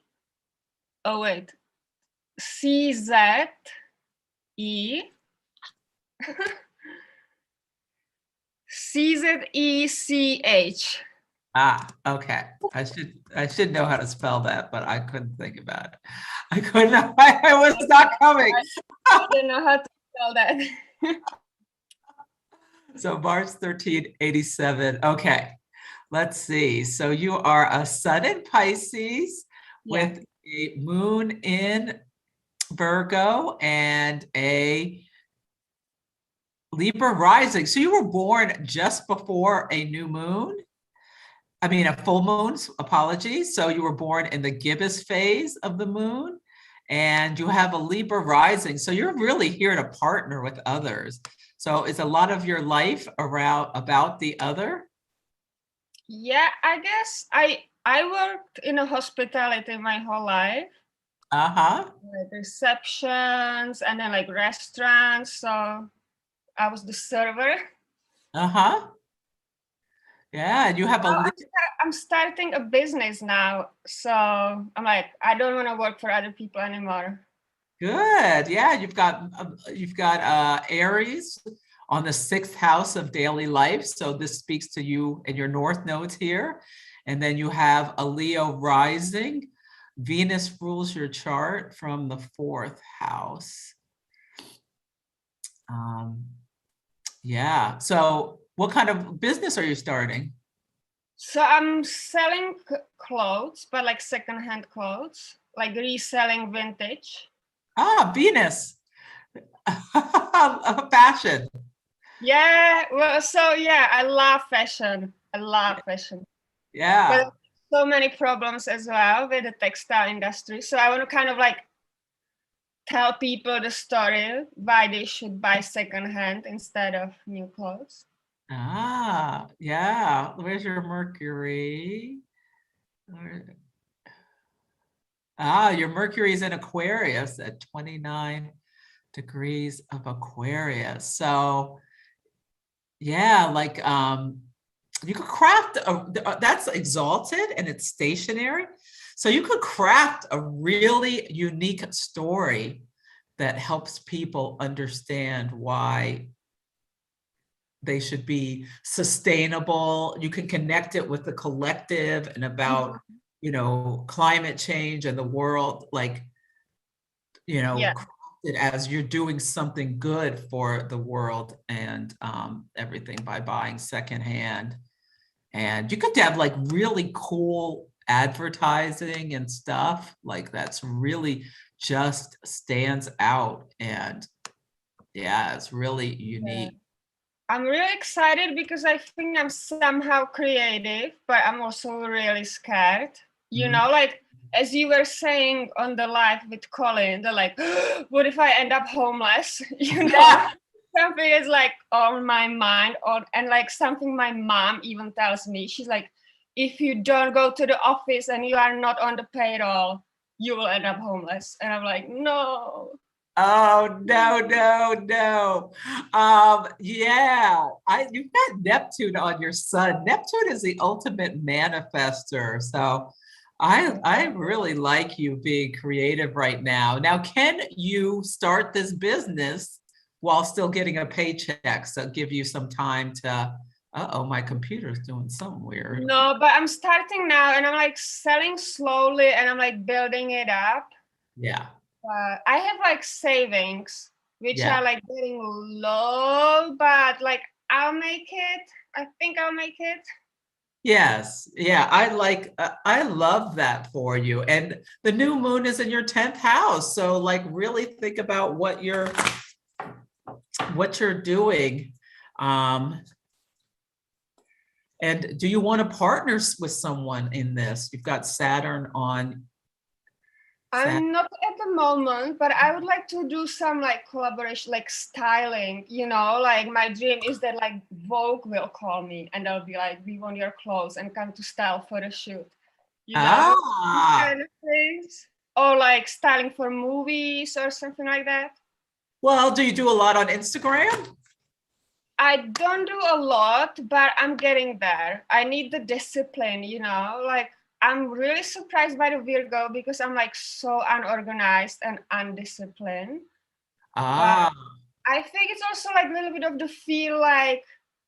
I'll fail, so I'm not even going to try, you know? So I'm like overcoming that. Okay. Yeah. Well, I would like you to set intentions like 3 times a week. You're going to show up on Instagram wearing a cute outfit that you like put together. You've got a Leo midheaven. So showing up and being seen will really be helpful for you. So if you can't do 3, whatever, just make a commitment to what you're going to do. It seems like doable, you know? It seems like reasonable. Yeah. You know, like I just heard it like yesterday. You don't have to-do list, but you don't have to do these things, you get to do these things. And it's like it really helps me a lot. Yeah. And I'd like you to like follow people who you would like to style. Yeah. Comment on their posts. Yeah. So just grow your Instagram, and you may be yeah. See, I want to do this like for my website, which I don't have yet, but I'm working on it. I want to like interview these cool people I love and adore, like it's like the blog stuff, you know, for like content for the website. So I guess that could be my way into the. I pulled the blessed card for you. So you are blessed. So to me, this you just have gifts. So and Uranus is on your Mars. So it's about changing how you make money, taking action, like you may come up with some really innovative ideas, but releasing these self-limitations with fourth house of your. I have a lot of limitations. Yes. Just myself. I don't know why, but. Well, really, as Aquarius, I see, really work to release those self-limitations and move forward despite of. Like really lean into that courage of Leo, have some faith in yourself. You have Jupiter in the 5th house of creativity, so you can really, that's where you expand, and you're a Libra rising. So being in like doing something with fashion seems really cool, but really think about, and you've got Jupiter on your Mercury. You're really being activated right now. So really use this new moon to think about creatively how you want to expand, set goals for next May, where it'll be at the first quarter, and then work towards them like slowly. Don't overwhelm yourself, but just like come up with things you can commit to and just go step by step by step. And then, you know, by then, who knows, you could like Mars severs by sometime. Uranus is going to start to go backwards, but when it comes back forward, you could like make a change, or suddenly something great could happen. Yeah. So I'd like a card pulled at the end if possible, please. Of course, Victoria. Well, thank you, Teresa. Thank you so much, Celeste. Thank you. You're welcome. Okay, this has been 3 hours. I have got to go. I can't believe I still have I still am conscious. Okay, Victoria, do you want to turn your camera on? Do I have to? No. This is my sister. I'm in the bed with a scarf on right now. Okay, you don't have to. Nobody wants to look at me like that. Oh, yes, they do. So Victoria is a triple Leo, where well, not triple. She's got her sun, her ascendant or Leo, Jupiter, and Mercury and Venus. So she's got a lot of Leo. So this is a new moon about yourself, and you know how you're going to be more creative. I pulled not for you. That guy you went out with last night is not for you. No way. We had such a great time. Oh, well, maybe it's something else. Never mind. Maybe it's and he already asked me to go out for seafood tonight. Oh, okay. And wasted. Think about what else could be not for you. What's your Okay. next best action? Maybe seafood, Celeste, is not for her. Yeah, possibly the restaurant. Or something else. Seafood is for you. Oh, this is so interesting. Okay, I'll have to do a spread for you later about this new guy. Okay. Stay out of drama. Don't be dramatic. The next best action is the never-ending story card. Now, with all your Leo, if something comes up, maybe this hasn't come up yet. So maybe something's going to come up around, could be around anything. And no, don't be dramatic about whatever it is. Oh, interesting. Yeah. If you could try, I'll pull up your chart real quick. See if I see anything else. Well, I have loan applications out there. I hope it doesn't mean that. Well, I certainly hope not. Well, he is, my best friend's cousin, so it might be too close to home. I got to be careful. Well, just be really, consider that his feelings. Let me see. Yeah, this new moon is right on your Venus. So this could be a time to start a new relationship. Mars is right near your North Node. Ah, interesting. Well, can I see the chart? Yes. Sorry. That's okay. Share. So the new moon is like right near your Venus. So that can speak to the start of a new relationship. Okay. Yes. And Mars is really close to your North Node. So something fated could happen this week. Hopefully it'll be about a loan. This is Nice. Yeah, maybe Wednesday. See what happens on Wednesday. And Uranus is at the top of your chart with changes on your Chiron. So maybe this relationship could be healing. I'll pull cards about that later because it is Saturn on your descendant is a time for relationships, but don't force it if it's not right. Okay. Yeah. So cool. Thank you. I'll pull cards about that later. Okay. Well, thank you everyone for coming. This was delightful.